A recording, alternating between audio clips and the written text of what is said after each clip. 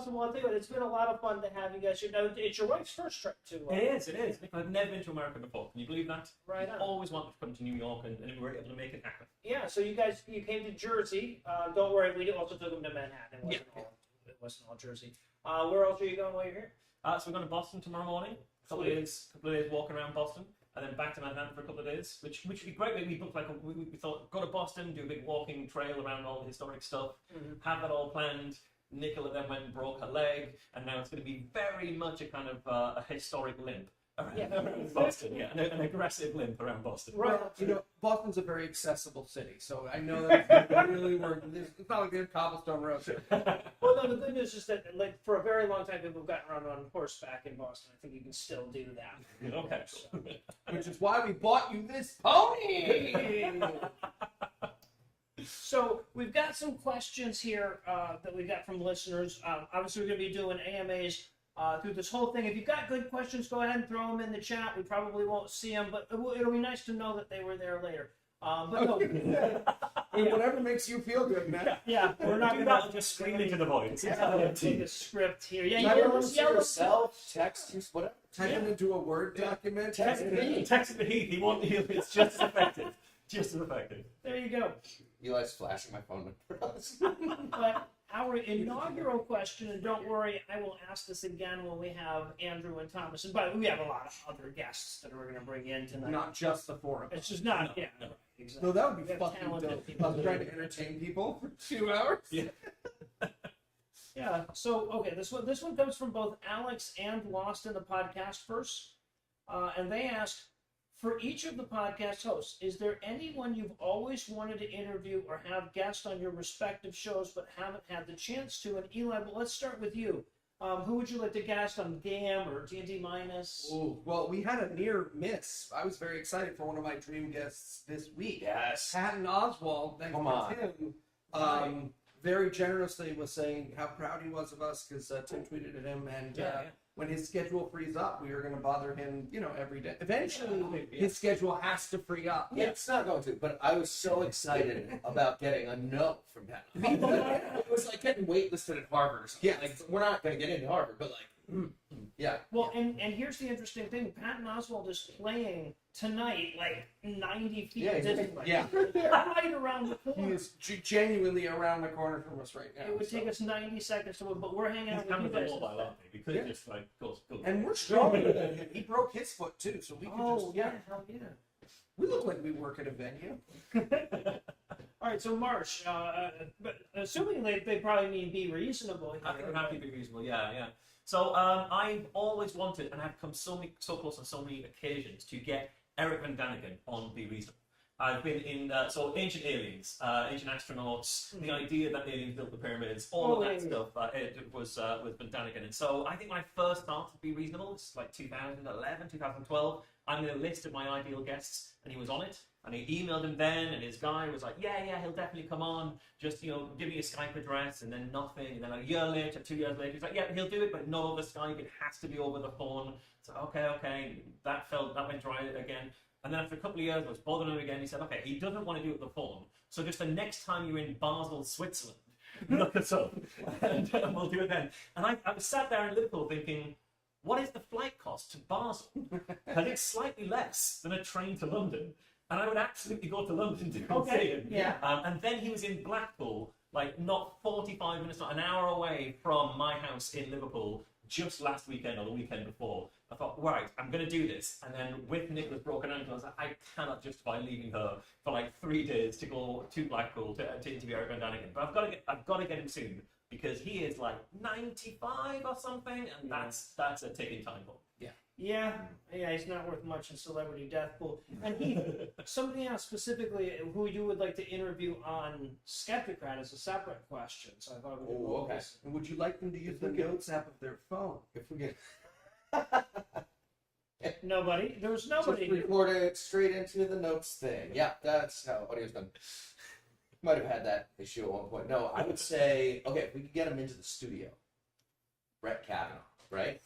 Yeah. All right, Andrew, where are you at? I might need you to intercept dive between Heath and the camera or something like that. If the lock might breaks not- while he's in not- there, that's not your fault. If he breaks the lock and the door can't ever open again, that's not your fault. That was what the framers And intended. really, if you think about it, it's whichever one goes first, that's the one that anybody, logically, you would eat. You Right. know, it would be whichever one that No, but was. serious answer, Stacey Abrams. Oh, Oh, gosh. I'm so excited for Stacey Abrams. Like So- the whole career that's coming up. yeah, no, I'm so excited I get to vote for her for governor Yeah, twice, you and then should vote for hopefully, her. no, I voted for her last time. People are asking me, of course, my father-in-law passed away recently, and they're asking, when are you moving away from Georgia? And I'm telling them not before November. Right. I'm gonna vote there yet. Herschel Walker could be in the Senate, people. I'm not leaving that in the hands of the rednecks of Waycross, Georgia. But like vote for state, and I hope to vote for her for president one of these states. That's what I'm talking about. All right. And this one, it's for everybody, but Marge seemed more excited about it than most. Michael asks, please tell us about your favorite hate mail. Yeah, so I used to get quite a lot of hate mail when I was doing the campaign about homeopathy in the UK, the 1023 campaign, sort of educate people about what homeopathy was. And I would just obviously have my email address everywhere because I absolutely loved getting hate mail from really pissed off homeopaths. And my favorite one was from a guy who said, "What you're going nowhere, you're going to fail. Good collection of assholes. Idiot, idiot, idiot, idiot, idiot." And increasing font size, increasing capitals as they went through. Wait. Shouldn't he have like a tiny bit of hate and most of the space on his emails to you? So the thing about the hate mail was, I always enjoyed responding back as like offensively politely as possible. Okay. It was like, "Dear sir, thank you so much for your interest in our campaign." It's like, I didn't even know you'd seen my great collection of articles, but I thank you for the compliment. But I also noticed that he emailed from his work account, and this guy, there to defend homeopathy, was working in the water department of his local government. Wow. Which was already fantastic. That's great. So I CC'd my response back to his boss. I looked up his boss, his line manager, and CC'd it back in saying, "Yeah, I don't think I'm the idiot. He's just trying to drum up more business for the water department. Big water. Exactly. I like UCC. To be fair, if you work in the water department, you have a homeopathic cure for everything. Yeah, right. All right. So did anybody else have any particular hate mail that they loved? Or? I don't check it. So I have one of my favorite things is that a lot of people think that God, whose email is it? I think it's lucindalutions@gmail. But one of the Lucinda's things goes to me instead. So I will occasionally get her creepy ass hate mail. Oh. We have email forwarding set up for some of them. Yeah. And so, there's the usual like, how come you don't pronounce words right?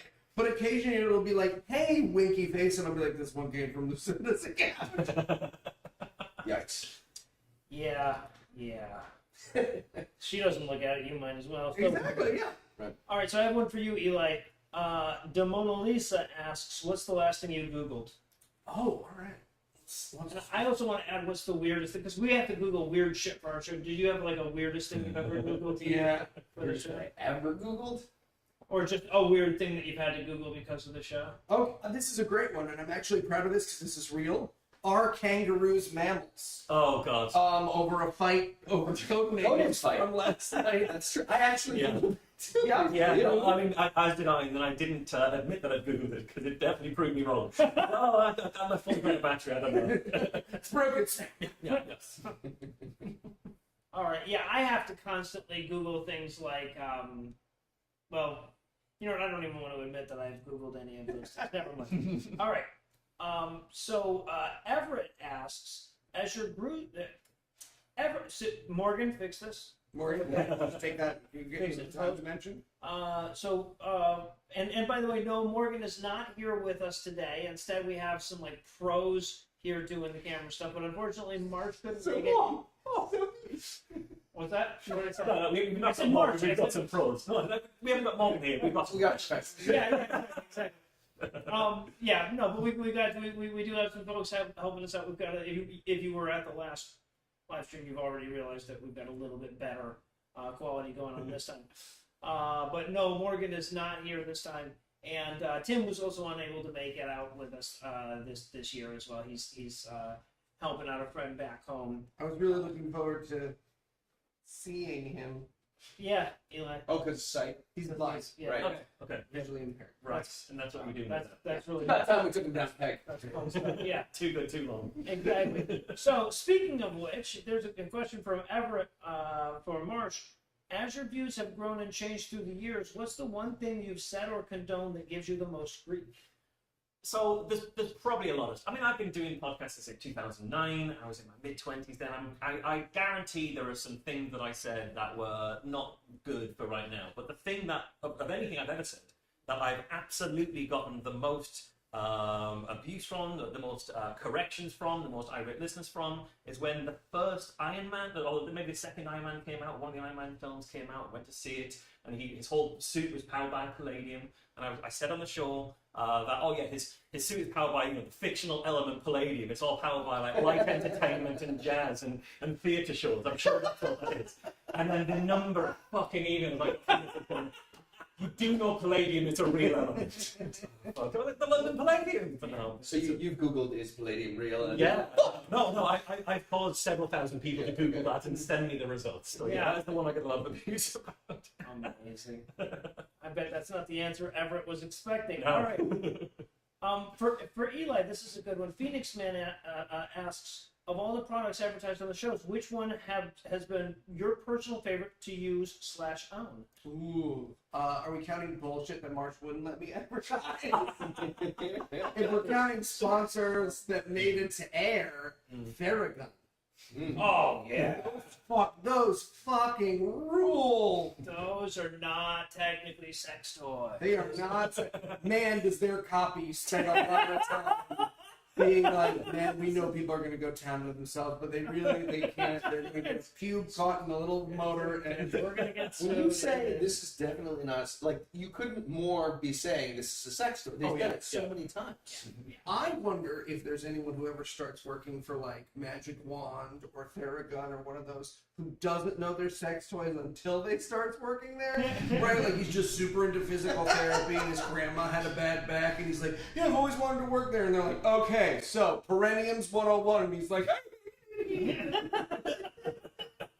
the worst first week ever. Possibly the best. Possibly the best. I'm going to go read ad copy for Liquid Death instead. They said they wanted edgy. Yep. Boy, did they not mean that. Okay, so I've got one here for Marsh, and this is of all the questions that we got, maybe the answer I'm most looking forward to. Marsh, Surviving Texas asks for you to pick the funniest conspiracy theory in circulation right now. Okay, now obviously there's a lot of options to go for, but my absolute favorite is Jazara. On Nazara, it started as Nazara, it then became Jazara, and it's based on the idea that there is a massive global financial system reset coming right around the corner, just right around the corner, when every currency in the world is going to be reset to a 1-to-1 parity. So the dollar, That's such nonsense. Or the lira, the Iraqi currency, which obviously crashed when the war and thing happened there. The yen, the ruble, All of these are going to be equal to An acre is worth a mile now. Like, what the fuck? and so all of the units of measure will be You're all one. we're starting over. And what I absolutely love about it is there's a lot of people who wholeheartedly believe it. They've gone out, they spent a lot of money on some very defunct Zimbabwe dollars. Any second, guys. But then you get the kind of the grifters who are fully aware that this is bullshit. And my favorite is a guy, I went to see a QAnon conference of his, and he's using QAnon to sort of act as a recruiting tool for his grift, which is, look, I'm in contact with Q, guys. I'm 100% a guy called Charlie Ward. I talk to Q regularly. I talk to people around Q regularly. I know all the people. And so they're telling me Jazara is right about to happen. But it's going to be pretty complicated to reset the dollar to the pound. That is It would be complicated. So That is what they promised me they're going to do, 100% going to happen anytime soon, is they're going to switch to crypto. Specifically, my crypto. Oh. The crypto coin that I sell. That's such a tantalizing thing. Because they just think because they trust him so much. Sure. He's the most reliable crypto coin. Yeah. So all you do is invest all your money in his crypto coin, and it will guarantee go up to 10, 50,000 times right about now. Any minute. And I saw him at this conference even saying, look, the money was in the bank account. They took it off the deep state, they moved all of them. There were so many zeros in the bank account that they wouldn't fit on a single A4 page. It was just like thousands of zeros worth of money in there. Enough to give us all billions each for everyone on the planet. Which, how would that work, Ethan? Everyone gets It billions. wouldn't. That doesn't make any sense. No, but then you reset all the billions back to one again. The money was right there, but the problem was the banks immediately dipped into it and started using it to leverage it, and they promised him they wouldn't.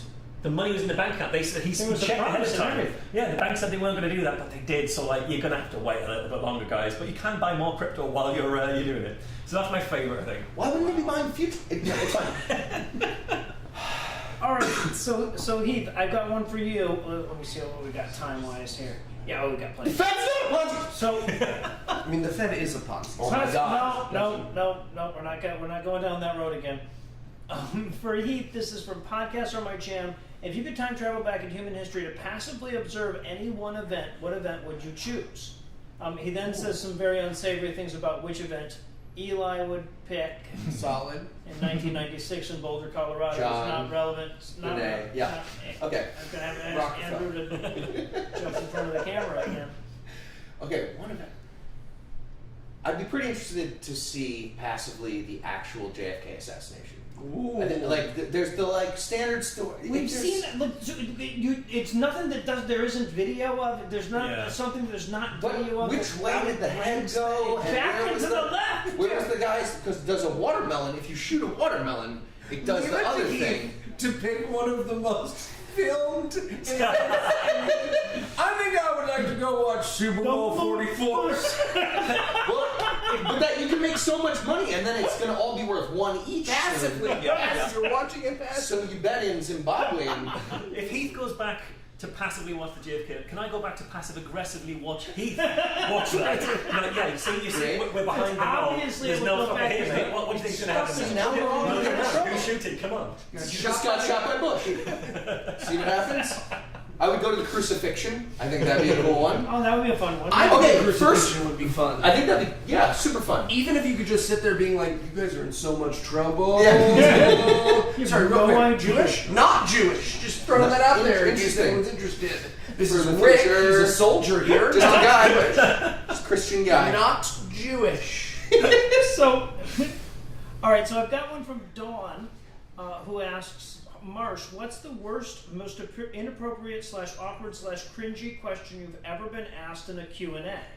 Okay, so I get a lot of very weird questions. The stuff that I talk about, I tend to talk a lot about kind of conspiracy theories, and that kind of confuses some people in the audience who don't know why I'm there. I did a talk about the flat Earth at a secular kind of society, a really old secular society, in kind of every sense of the word, in that the average age of the room was pretty high anyway. Okay. And that's kind of important because I spent literally, it ended up being like an hour and a half talk about here's the entire flat Earth movement, here's what they believe, here's why it's wrong, here's the people that I've met, here's what it's kind of enabling and radicalizing, and I got two particular questions at the end that stand out for me as kind of the worst questions. One was an old guy who said, sorry, do you really believe the world's flat? I was like, no, because of like the last 90 minutes, man. Where were you? Did you just walk in? And the other question was for someone who'd gone there thinking this was a talk about the flat Earth, like promoting the flat Earth, and he looked at me sort of cannily and went, my new question is, how long have you been a master mason? And I was like, what? And he said, well, all the signs are there. I said, what signs? He said, well, one, your initials are MM. Which obviously stands for Master Mason. That's amazing. Okay. Oh, that was an oversight on their part. Yeah, I mean, I could have changed that. They should have let you be one I'm because that's shaking just with how obvious. hard I want to buy mastermason.com. I'm shaking. It's already gone at this point. Yeah, it's gone. Yeah, I've already that's said it. fair. And That's fair. the other thing he was saying was They sell Bitcoin. you keep doing hand gestures that are like Masonic gestures. I was like, what? He said, well, like as you're talking, you'll do this sometimes. Because as I talk with my hands. I was like, right, but like, what percentage chance do you think there is that this has to be a Freemason sign compared to just me touching my finger? And he said, it's maybe a 10% chance. So why do you think I'm a Master Mason? Well, you've done like 10 or 11 different things like that. That's 110% Like, you do realise that's the same 10% each time. He's I didn't think of that. So he was great. He was great. At the end of the talk, that guy and the old guy start making out. I had a guy just last weekend. Actually, I was doing an event down in Florida, and it was all about dealing with grief as an atheist. And the whole talk was about, like, Christians have a much better answer than us. Our answer is just, it's over, that's it. And that's hard to get your head around. And I had a guy come up to me at the end of it and just go like, you were talking a lot about death being an end in your show, and it's like you were ignoring entirely the similarities of near-death experiences reported by people all over the country. This is an atheist group. This is a secular, rationalist, some or another free thinkers society. And this guy is coming out with NDEs. All right, so wouldn't near death be similar to other near death? Like, I don't understand. You would think, yeah, right, especially when you're sharing a global culture. Yeah. All right, and so this is real similar to the hate mail question, but I wanted to throw this one out to you, Eli, real quick before we move on to the next thing. What is the funniest? Oh, this is Danny, and Danny asks, "What is the funniest, weirdest death threat y'all have gotten?" So when we were reading the Quran. There's a guy who's pretty well known in the atheist community. Like, people were just like, "Hey, you're gonna get emails from this dude. Don't worry about it. Like, he's just a nutbag." But the thing that makes it so crazy is it's filled with emojis. Right? So it's a pretty standard death threat. You've insulted Allah, you will burn in the lake forever. Which emojis? Fire comes upon you. Constantly illustrating the words. Oh, so right. like fire and a snake and a winky face and a tongue out. It was fucking banana. And I wrote back and I was like, do you know what those pictures are? And I never respond to hate mail because it's just someone being like, oh good, someone on the other that's encouraging the behavior. Yeah. But I was like, I have to understand the emojis. And the response, I have it still in my phone, and I love it so much, it was, my niece taught me. Which means that he was writing his death threats to strangers, and he was like, Sharia, come over. Can you punch this up for me? Every time I write snake, a little snake appears at the bottom, and she was like, fucking do it. Leave it. Fucking do it. Put a second snake. I was so sure you were saying there, what worst death threat you received. Well, I was reading the Quran, and as a Jewish guy, it's filled with them. There's so many of them. All right. Well, I'll tell you what, Marsha's going to be hanging out with us all night. We're going until 10 o'clock tonight. Might go a little long, you never know. If everyone's good, we'll go into overtime. If everyone sends us a death threat. We have a lot more questions to go, but we also have some other cool stuff, and we have some other cool people. And so, before we go any further, I would love to introduce the incredibly talented and lovely Anna Bosnick.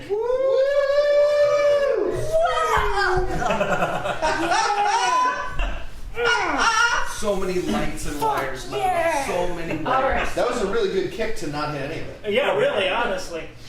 Is that Katya and Trixie? And Trixie Mattel. Nice. And iridescent mushroom pants. You really get I don't know if it shows up on the screen, but if you get flash, they actually light up. Yeah. All right. Are you guys staying Not here? the kind of fashion you I like. think we're leaving. We hang out for the music? You don't have to. You can. I feel like we should stay. leave. We should probably leave. There's nothing more focused drawing than us just being You like, should probably go. Yeah, We should okay. go. All right, we're gonna go, and we're go. gonna leave That was this clear. to Anna. All right. Hi. Hello. Today. All right. Well then, let's just get into it. Sure. Yeah, I actually have a guest appearance coming out. He's going to play a very important part of this whole thing. Joshua, the genocidal idol, the baddest motherfucker that we've met yet in the Bible. He's like biblical Batman, if Batman killed babies. Imagine Wolverine with adamantium rabies. He says, chop off your foreskin, and people actually do. He's like a Jedi, and that his story isn't factually true. Like Superman, he's invincible, he wins every battle. But unlike the Man of Steel, he kills the women and cattle. He's the Hulk, but with Thor's hammer and a magical arc. The sun needs his permission before it's allowed to get dark. like a Bronze-Age Jackie Chan. He's always up to some shit with his notorious chorus of nuclear trumpets. He's the Bible's Bruce Lee with triple the skill. He never met an innocent bystander that he didn't kill. With a touch of his sword, he can wipe the nidwins off a net. He can take out all 4 Ninja Turtles and a mutant rat. When you read about this guy, it's not hard to conclude that Chuck Norris impregnated the Dos Equis dude. He's admirable and lovable and strong and heroic, as long as you haven't updated your morals since the Paleozoic. Joshua Moses finally died, so you can have the position that you've so long been denied. You served bravely as vice Jew, but the time's come alas, after so many decades of kissing God's ass, to take the baton and lead the army of the Jews. After all, there are Canaanites in need of abuse. You serve God well by him not being honest, so you'll lead the Hebrews to the land that God promised. Your intentions are grand, your ambitions extortionate, so with God-given powers of land reapportionment, you'll be crossing a river, but you won't need a float. When God's done with that shit, you'd have to carry your boat. Where to go? Jericho! Yeah, here they got hookers. You probably not to kill they have, but she's quite a looker. You might as well, though, since you're killing all Gentile chicks, and there's no way those Jewish princesses are sucking your dick. Joshua, oh Joshua, how legend ascends, the way you massacre, exterminate, and ethnically cleanse. You're the biggest, the strongest, usually the smartest, except with dealing with Gideons, those fucking con artists.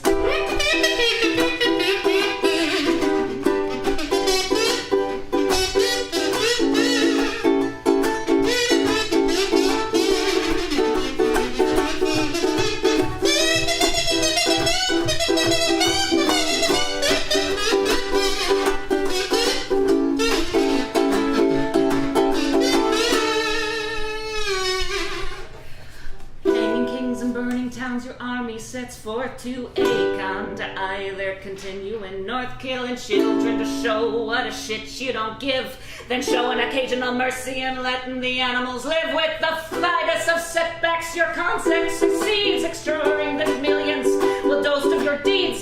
You're a lion, a legend, a genuine. Instead they took your milk and honey and you took their blood. Joshua, oh Joshua, the genocidal idol, the baddest motherfucker that they've met yet in the Bible. You would expect him to go out in a battle of 10,000 men, but he died peacefully at home at 110.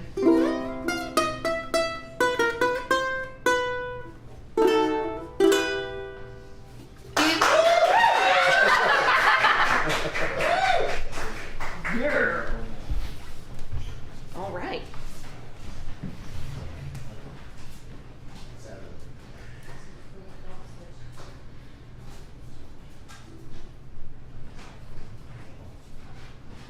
All right, so we're moving into our other room. Yeah, we have multiple rooms. 2 cameras. We're like that. One of our most popular events from last year was a game called Beat That. It's a skill-based game. And for this, we're going to introduce, everybody's in here eating pizza.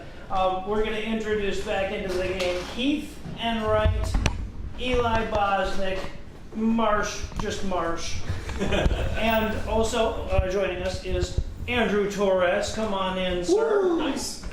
We're also going to bring in, and we haven't met her yet. Oh, you've met her yet, but we haven't met her yet. Lucinda Illusions, come on in.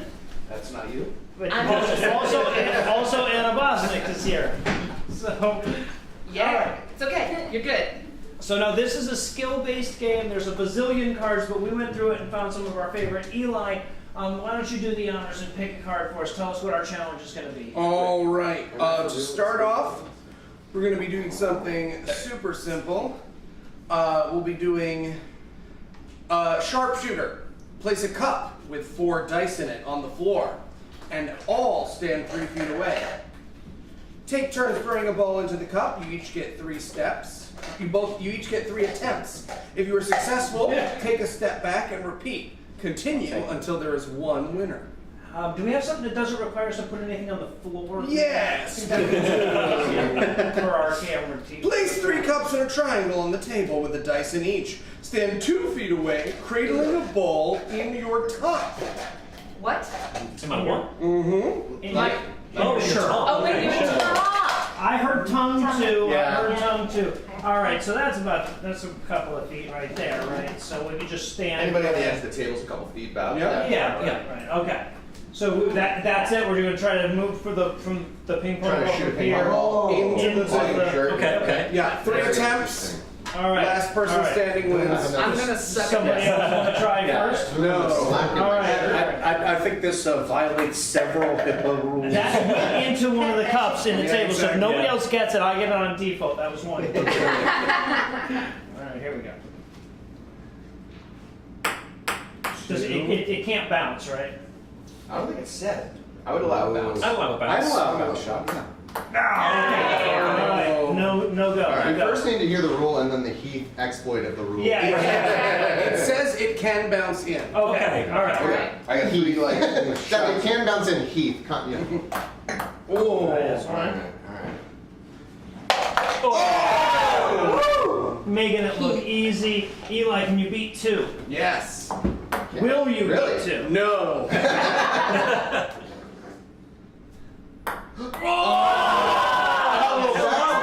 Can you try? Backspin it. Here we go. You Come got on, this, Tum Bobby. Tum. Come on, Tum Tum. Get there. No! Oh, you hate All right. Backspin on Marsh. Okay. Wow. Not a chance No of this, slack but in let's my give this a shirt. go. Okay. Oh, that's Way too Okay, far. I'll let this Okay. Okay. He's gone. I'm calibrating. So close. It does seem to have a bit of backspin. Doesn't Yeah, it? okay. No, Okay, I so pass. it's Okay, I so give it a little bit of backspin. I'm wearing my wife's shirt and I have no slack. There's no slack. It may just like a bullet just Yeah, right, I'll like take it. right through. I like it. Let's see. Like the shirt. Okay, I'm calibrating. More try. Oh, distance. All right, Lucinda, you got There's this. no slack. Yeah. Stop. It's so hard. You need a nice. Baby- Yeah, I have a Baby spinner. Yoda. Baby Yoda. Wait, can I wear your shirt for this? Yeah. I feel like Baby Yoda counts as like a performance-enhancing drug. Yeah. It's just like get there. We'll float. Oh. Oh. One more. Oh. All right, Anna. Tables up to A my chin. buzz. Okie dokie, Bubby. The last hope. All right. Woo! Gentle with your body. Mind your uterus.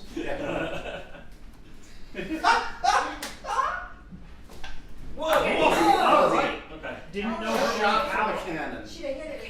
Okay, here we go. So mad about this. Hang on. Almost. All right. So Heath has a victory in the first thing. We've still got time for a couple more. Eli, what's our next challenge? All right, our next event is called Tender Touch. This one you put the That ball in your sounds- jockstrap. You're going to close your eyes and get another player to pass you 2 dice. We're going to time everybody to see who can put the dice on the table with the 6s facing up the fastest. Okay. From your mouth? No. In your hand. So, No, you just have to do it by feel without looking. Oh. So who has a timer on their phone that wants to be our timekeeper? I have a timer on my phone. Okay. Do you want to be our timekeeper? Yes.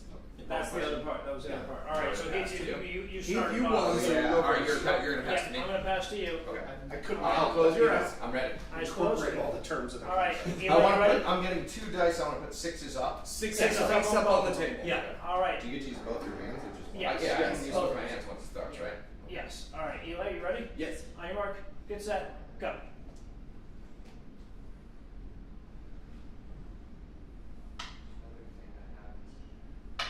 Done. Nice. 7.84 seconds. All right. That's a weird Why number. did he start again? Because it's a One last disadvantage one. to All start right, and eyes then you got closed. 1. Wait, I got it. Resetting the timer. Remember your time. 7.84. Yeah. 7.84 is the time to beat. Andrew, you ready? I am ready. Eli, are you ready? Yes. Go. Weird, interesting game. Nope. Yeah. I'm out. Oh! No, but I knew it was 7.8. No, he got his. He got his. You gave me one without a in 6. second. Yeah. All right. All right, Marsh, you're up. Okay. Eli, are you reset? Simone Billis over here. Yeah. Files. Billis. All right, you ready? Yeah. Eli, you ready? Yeah. All right, and go.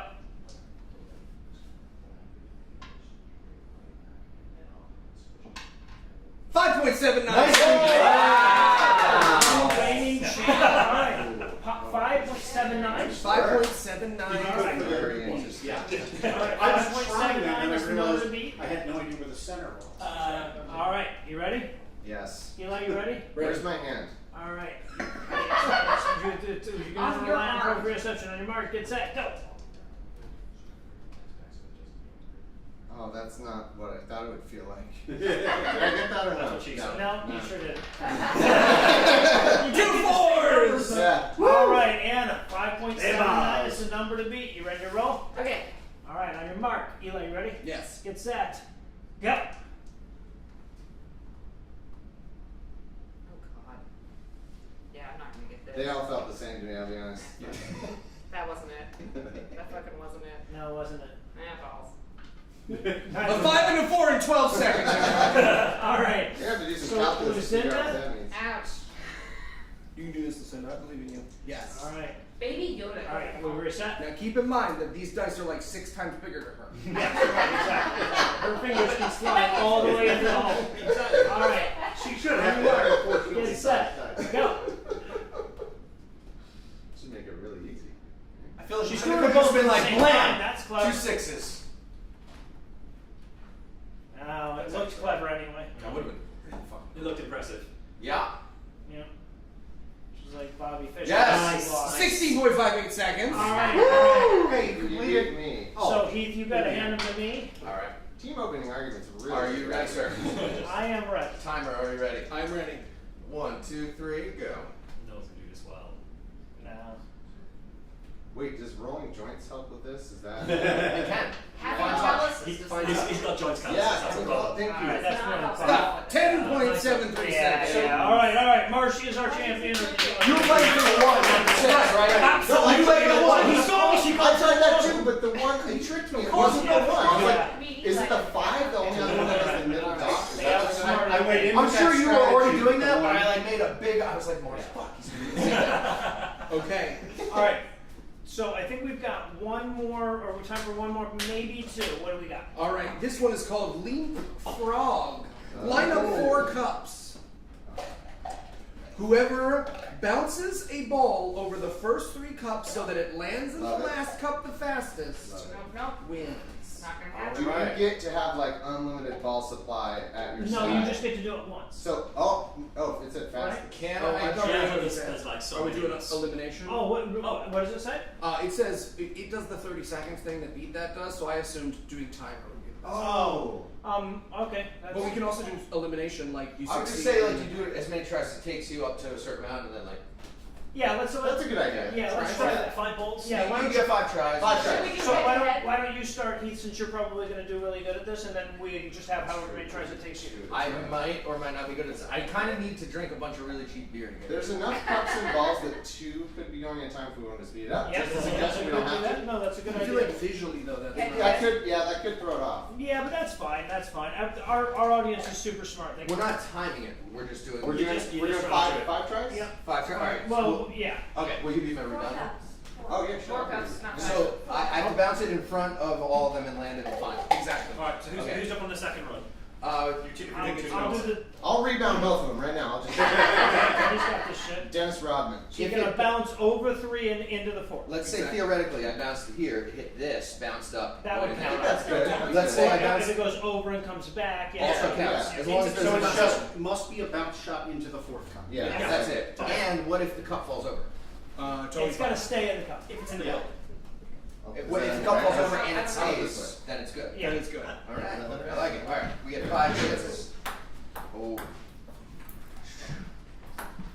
Oh my god. On 1! You get 1 shot. Yeah. What? Alright, Everybody Eli? gets 1 shot. What? Oh, fucking Who wants this little Should bar? we Why best, would we I think we even should be play best with up. And that's- Right. We should not change the rules after I got my life. I think You can't have a win with one. Yes, you What? must have best. You've got Well, best then you advice. have to. Alright. Then you have to. A buzz is my wife. I know. I was hoping you wouldn't pick up on that. Keith gets a hole in one in golf, and you're like, well, let's do best of. That's what You're just stupid. Come around. You can't have a win with I one. guess not. I guess I'll go ten. Why is that? That's the best score. No. It's really good. That's how they do wars. Might as well just throw it. You got it. If it comes back and hits the calculator. Oh, the what? Calculating. Calculate now. Thomas has got this. All right, Man. Lucinda So and close. Rose and Perfect Andrew. distance, rimmed out. Yeah. Alright. It was looking beautiful. All right, Andrew, this would be really good if you made it. Yes. Oh, now you got lefty and righty going elbow to elbow. Oh, you want to swing? Yeah, we'll swing. It really didn't take Ah, much now time. win. It's a dumb idea. We could just. I don't think I'm the one you need to elbow out of the way. Listen. Yeah, he's. Oh, nice try, nice try.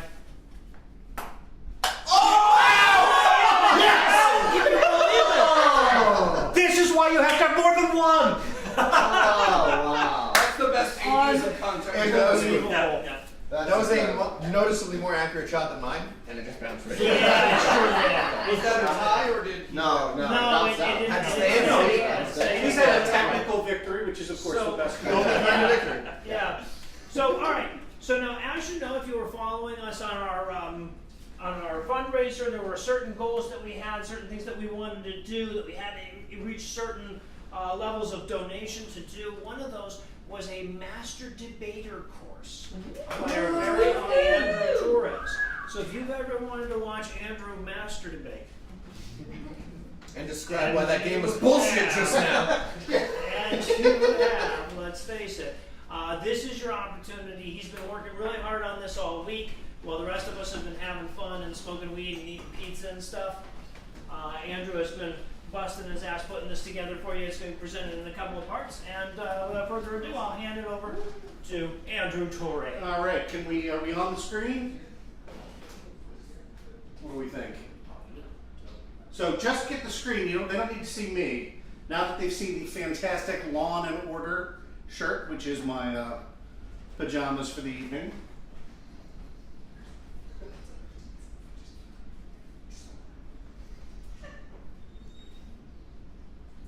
Do I need to move that in any way, or?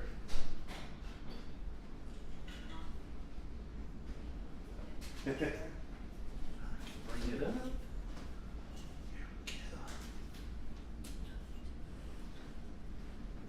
We decided to build in some downtime too. You can't laugh all the time. You can get a little closer.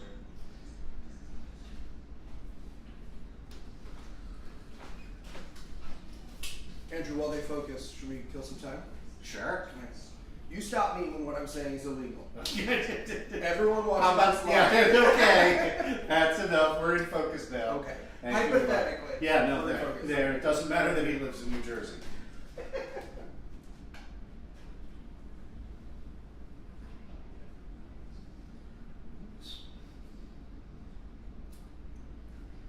All right. So we're going to be breaking this up into manageable chunks. I am here tonight to teach you how to become a master debater. And while your homework was to review a formal, structured debate, these principles are going to help you out in any informed discussion. And I want you out there talking to Christians, talking to Trump supporters, engaging in debate. So let's dive in. First, of course, always a necessary disclaimer. Nothing in the speech constitutes legal advice or creates an attorney-client relationship. Don't take legal advice from the speech. And as always, Lily, the opening arguments puppy, is there to let you know that I'm about to make fun of you. You all want to be master debaters, so the first step is to see if you can actually ascertain what makes for good debate. So, your homework was to watch this April 4th, 2009 debate, Does God Exist?, between William Lane Craig, Christian apologist, and Christopher Hitchens. I then polled you afterwards to see who thought who won the debate and by how much. Now, not only is this wrong, this is spectacularly wrong. And I will convince you of that before this segment is over. That's just how good a debater I am. Because there is only one objectively right answer to this question, and it is sitting at 6%. I honestly thought you guys would do better than this, but guess it's up to me to explain to you what debate isn't in addition to what debate is. You see, debate is not about picking what side you agree with more. Think this one through. Other than this audience watching this live stream, we're in the minority. If your metric is who persuaded whom to adopt their position, well, you're setting your sights way too high. If you go talk to a group of Trumpers chanting, "Let's go Brandon," and you explain that OPEC nations and multinational corporations largely set the price for gasoline and not the president, and just one of them goes, "Hey, that's a pretty good point," you've won. It's all about moving the noodle. And if you're not an opening arguments listener, shame on you. That angry little guy is the audience for your argument, right? He could be your debate opponent, or he could be a member of the audience you're talking to. On a scale of -10 to 10, where -10 is someone who's vowed to kill you on sight, and +10 is someone who loves you unconditionally no matter what, if you can get the noodle from -7 to -5, it's time to crack open the goddamn champagne. So, now I want you to go back to the debate. Instead of asking, who do I like more, who do I agree with more, I want you to imagine yourself to be the target audience for these guys, right? Let's imagine a bright, slightly rebellious teenager. For Craig, for example, you're a teenager, grew up in a secular home, is getting ready to go to college, has never really attended church or thought about religion much. It just wasn't a part of his life. Calling them the atheist teenager. They come in expecting Craig to be a doofus. He's over there at -8. And used car salesman. And for Hitchens, to be smart and abrasive and someone who doesn't suffer fools gladly will put him at a 5. So to ask yourself, what arguments did Craig make that might cause a fairly bright teenager to just wonder about? Okay?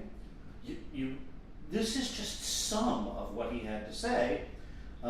First, classically, that the universe has a beginning, and that means a transcendent cause that we will call God. That evolution requires massive leaps and is too improbable to have happened by chance alone, had to have been guided by God. That atheists all think morality is just an illusion, rape is only culturally wrong, not really wrong. You can be a Christian and believe in the Big Bang and that the universe is 13.7 billion years old. The universe is exquisitely fine-tuned for life. And even secular historians, Christianity can account for objective moral values, and even secular historians agree that Jesus' tomb was empty, which suggests that Jesus really did rise from the dead. Now look, these arguments suck. They're terrible, okay? But you know that because you've been in the atheist community. Which one of these arguments can we cross off the list as being definitively refuted by Christopher Hitchens? Our teenager doesn't know these things. We can only cross off the arguments that were made in the debate, and as far as I can tell, that's nothing. So, did Craig move the noodle? I don't know. If we started here at -8, expecting a total buffoon whose arguments would be dismissed, why am I leaving with so many questions? I think, in fairness, you gotta give them a point or two, right? And look, I'm not going to go back and generate the map, but let's ask the same question in reverse. What arguments did Christopher Hitchens make that stuck with you over the course of this debate? Look, where did he really stump Craig? Didn't. There were a lot of factoids that didn't seem well connected to the question of whether God exists, like Hitch's point that we're on a collision course with the Andromeda Galaxy. What the hell does that mean? Or the fact that the afterlife seems like a supernatural North Korea. That's true, but again, doesn't prove your point. Or, that Mother Teresa was a monster. Again, stuff I want people to know, but does it answer the question, does God exist? I don't know. The only argument he really seemed to get away with was that question of extraordinary claims require extraordinary evidence, and William Lane Craig leaned on that hard in the Q&A because he knew he missed it, right? So, there was a lot of stuff also that Christopher Hitchens said but had to give up, You remember that when he said most physicists are skeptical of the data suggesting fine-tuning? And that's not true. And William Lane Craig called him on it and read a bunch of sources about it. Hitchens asked why God would have waited 40,000 years before sending his son. And Craig answered, well, 99% of all humanity that will ever live was alive at the time of Jesus' death, okay, or thereafter. So, it was really his quote, the ideal time to come to Earth. And again, there was the fact that Hitchens seemed to misunderstand the moral argument. So, even if you're a huge Hitchens fanboy, I think you got a dock of a point, right? And run through that scenario. You're the rebellious Christian teenager. I think you'd probably move the noodles the same way, right? Craig probably reassured you a little bit, and Hitchens probably came off as a little bit less than advertised. So, why was this a decisive and not a landslide victory? Because the arguments Craig left behind are so terrible, even for Craig, that they're not likely to keep that noodle moving, right? You can do a tiny bit of research and find answers to all of these, except the moral arguments, and we'll talk about that. So, in your debates, how can you move the noodle? Well, we'll hit that next time.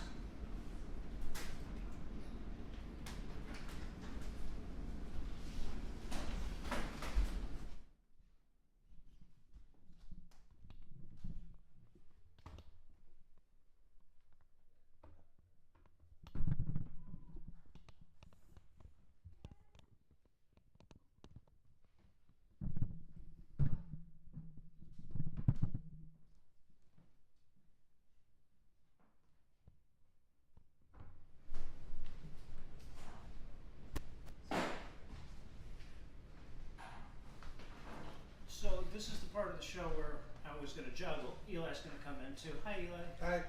So this is the part of the show where originally I was slated to juggle, but unfortunately I accidentally didn't bring any juggling stuff, and by accidentally I mean I intentionally did that because I'm near Manhattan and Dubé has a store in Manhattan, and I was just like, oh, I would have to buy some brand new cigar boxes or something, but they shut that down during the COVID thing, and now there's no storefront in Manhattan that I know of where you can get decent juggling equipment. So I tried to get a bunch of juggling equipment, none of it really worked out.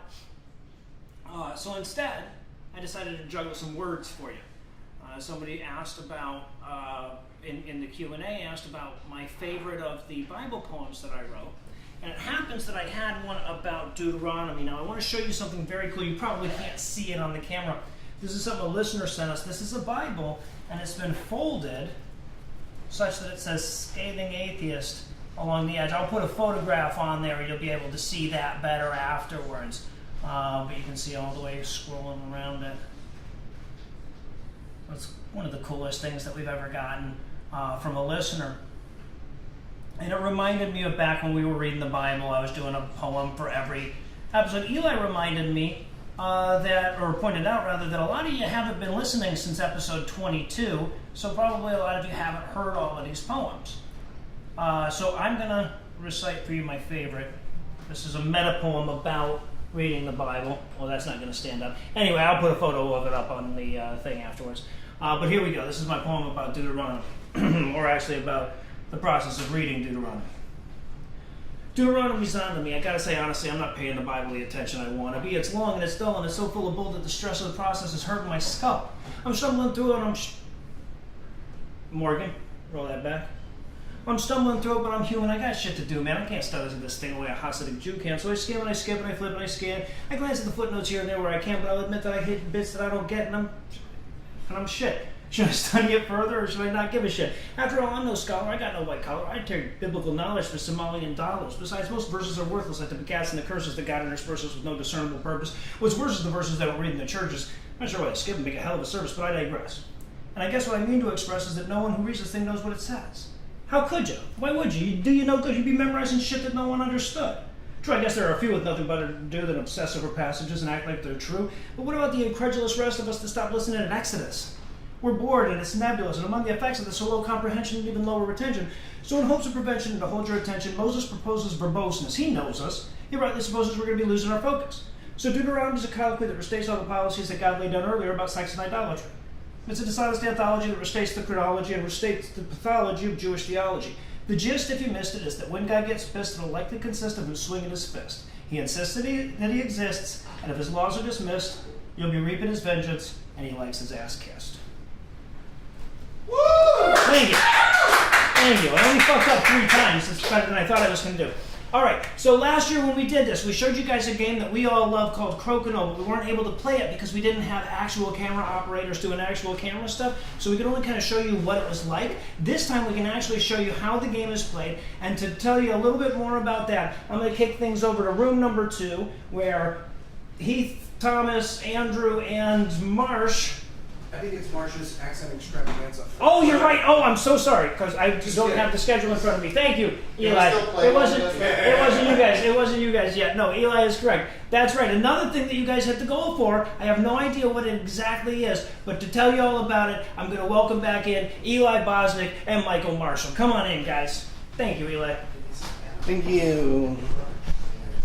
Okay. That's right. Super proud. So, obviously our main goal of Matreon this year was this. For you to try out as many American accents as possible with the quotes. Now, earlier today my world was rocked when I was no longer allowed to include ethnicities in the accent extravaganza because it's a hate crime and I still need to run QED. So these are adjustments that I have made. Marsh. Yes. I'll give you an area of the United States. Okay. And a quote to say in that accent. Okay. Starting you with an easy one. The area is Mississippi. And the quote is, "Get off my daughter." Get off my daughter. Fantastic. Well done. Brilliant. Now we're heading north of the Mason-Dixon line to a city you're about to visit, Boston, Massachusetts. Okay. And your quote is, "Are you a fucking cop?" Okay, so Boston, it's quite wide mouth, I guess. Got a lot of A sounds like, "Are you a fucking cop?" That was brilliant. Bill Burr is in the building. All right. Back down. See, I thought you were going to fuck that up, so I'll give you an easy one next. Texas. Okay. The Lone Star State. Everything's bigger. And that's what your quote is. Yeehaw. Okay. Yeehaw! Perfect. Brilliant, right? Perfect. Brilliant. Yeah, excellent. Good. Here's a bit of a challenging one. This is a tough one. California. Okay. I'm starting my own t-shirt shop right on the beach. Oh man, I have no idea. This is bad because I have no idea what California sounds like, and Thomas is right there, and I can't do a Thomas impression. You could move your mouth and I could just talk. That's what's happening right now. Okay. I'm starting a t-shirt. I'm starting my own t-shirt shop right on the beach. I don't know. Okay. So, fuck. Think Keanu Reeves. That's not helping. So I'm starting my own t-shirt shop right on the beach. That's great. That's pretty good. Okay. That's A good. little more Midwestern. It's my Imagine you go-to. have a dick in your mouth.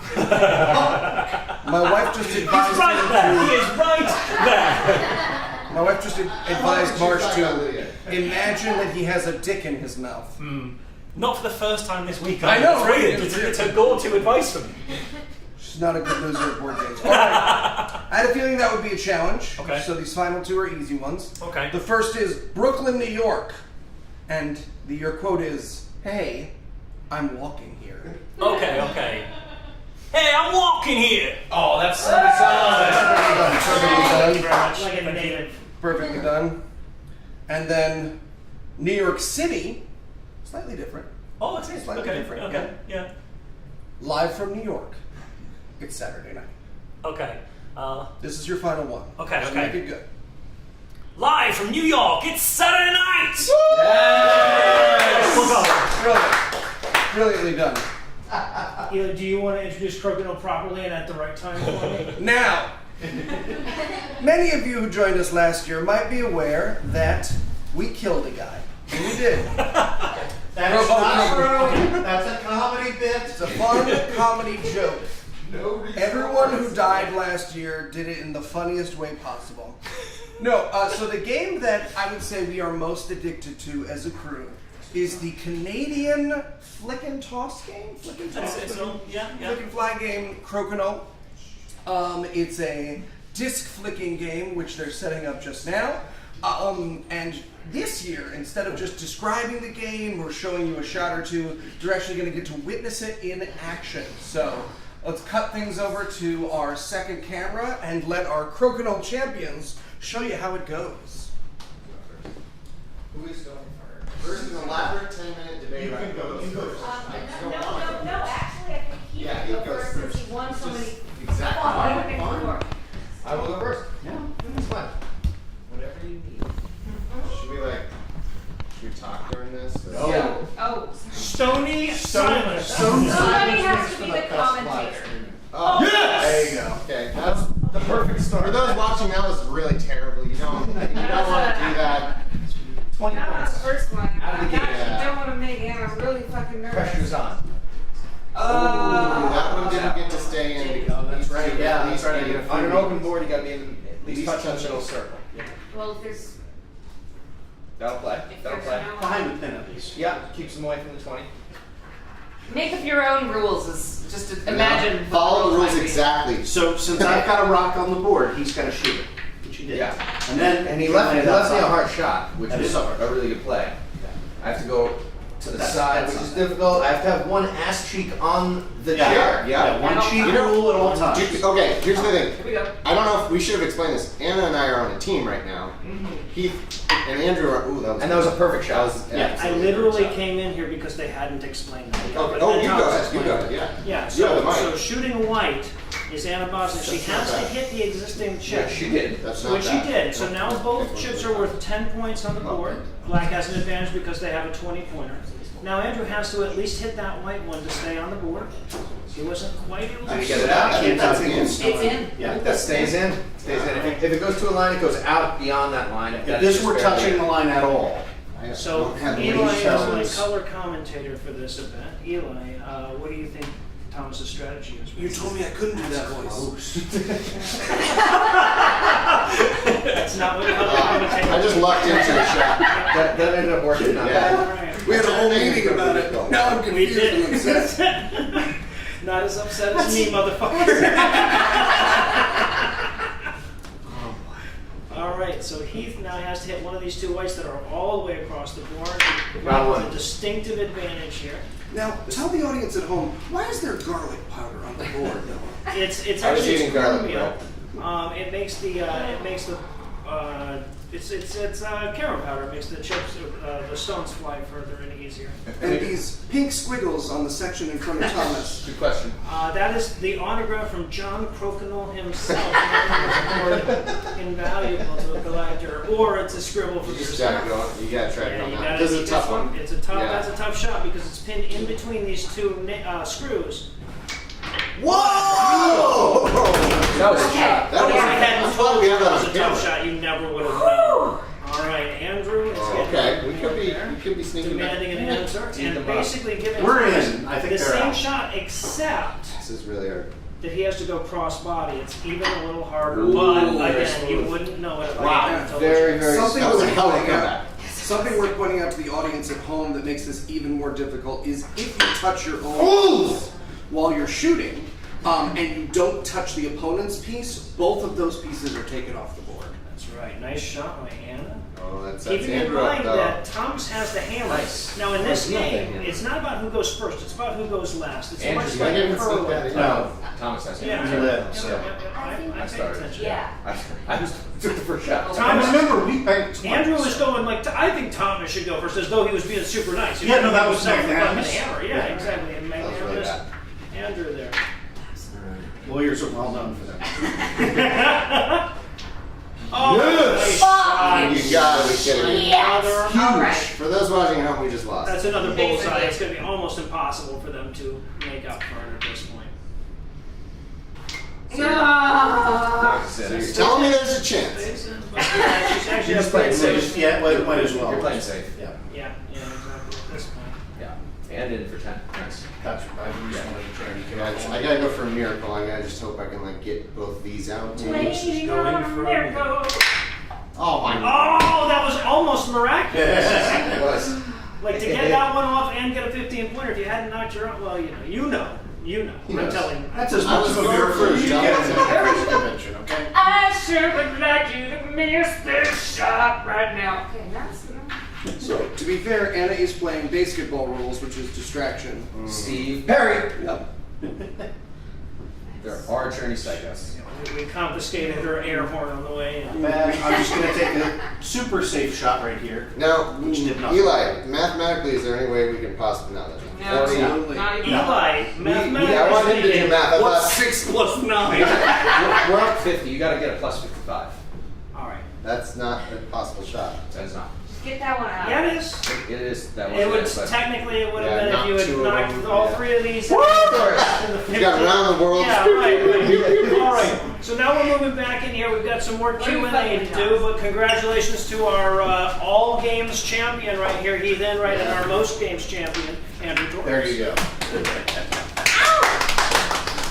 We're still going to All right, so we're gonna need you guys for this one, and you.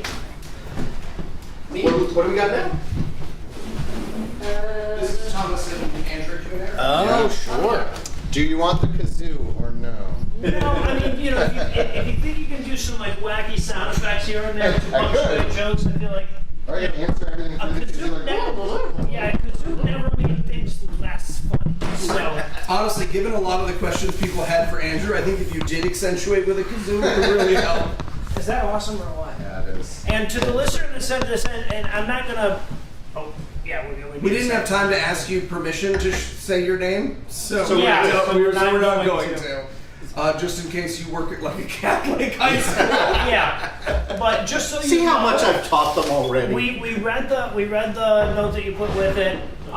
It brought tears to Marsha's wife's eyes. We were all really touched by it, and also we think it's really fucking hilarious that at the front of the map, as she pointed out when in the thing that we're sent, it has a map of the ancient world, and there's a dinosaur on the goddamn There is map. a dinosaur. Silly little dinosaur. Because Anyway, ancient. Yeah, because it's ancient. Yeah, back in Bible times where we had dinosaurs. Okay, so like I said, we had a lot of great AMA questions. Honestly, when we do AMAs, usually the questions kind of suck. But this time you guys really just Good questions. nailed it. We had great questions all the way through. You know who I hate? Our patrons. Usually our patrons are not as Hate good that as they guy. are right now. But yeah, no, but we actually got a lot of really great questions. Of course, we've got a bunch of questions for Thomas and for Andrew. So I wanted to bring them on for this second segment. And this one is for both of you guys, starting with Thomas. If you could give Joe Biden one piece of advice, what would you tell him? Oh my god. Okay. Have you seen that movie, The Curious Case of Benjamin Button? Find a way to that. I don't know.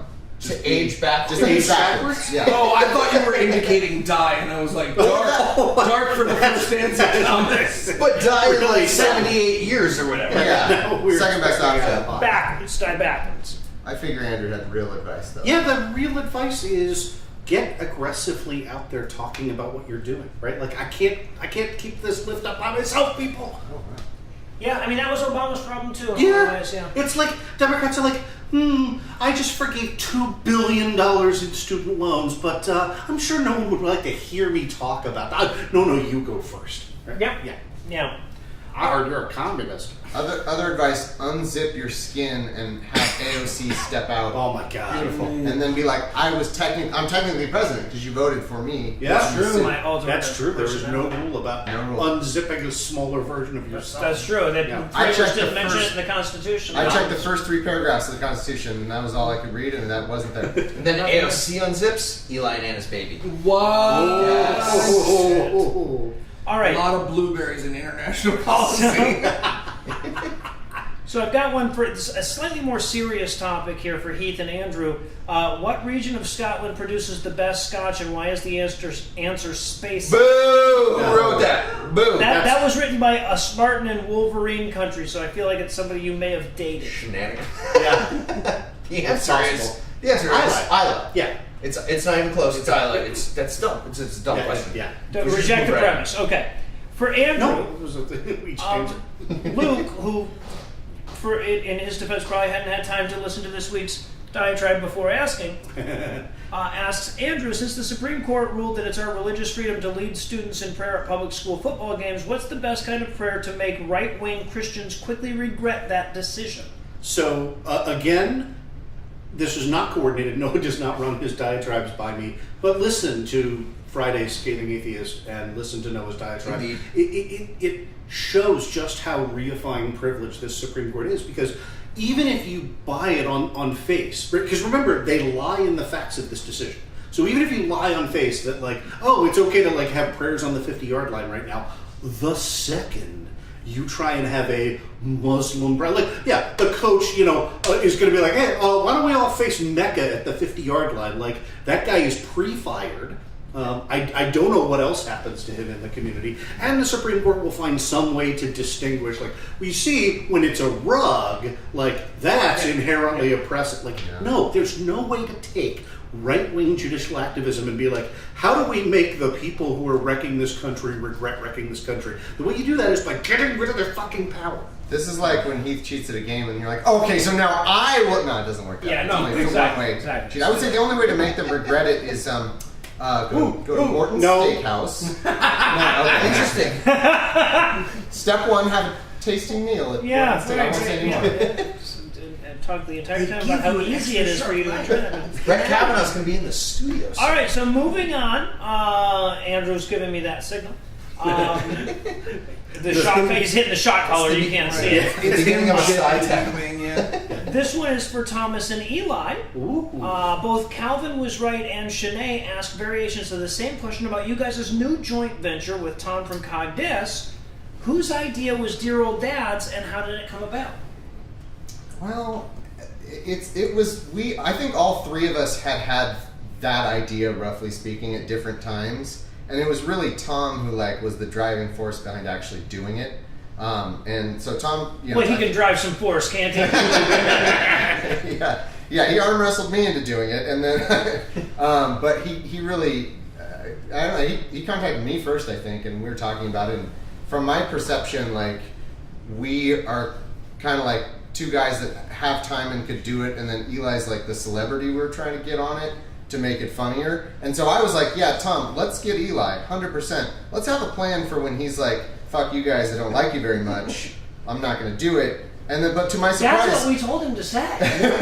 To my surprise, Eli was like, absolutely. I was like, never mind, forget all that other conversation, let's just do this. And that was my side of it. But my big worry about doing it is I was like, because we had talked about there needs to be a secular parenting podcast. Obviously there are a few out there, but they aren't regular enough. And then we also talked about the fact that there needed to be a good dad podcast, right? There are dad podcasts out there, but they're largely incredibly religious or incredibly toxic, right? When you look up shows that were the first drafts of the name of our show, one of them is literally how to hit your kid, and the other is you don't take your kid to church enough. Oh, we get iTunes reviews. They're like, it sounds like these people don't beat their kids, so I'm not listening. Not really an exaggeration. That's pretty close I saw almost exactly that one. My hesitancy in starting the show is I'm not an expert, and I wanted to keep it funny. And so we did a test record, and it was funny, and I didn't feel like we were speaking out of turn. We were speaking to experience, and that's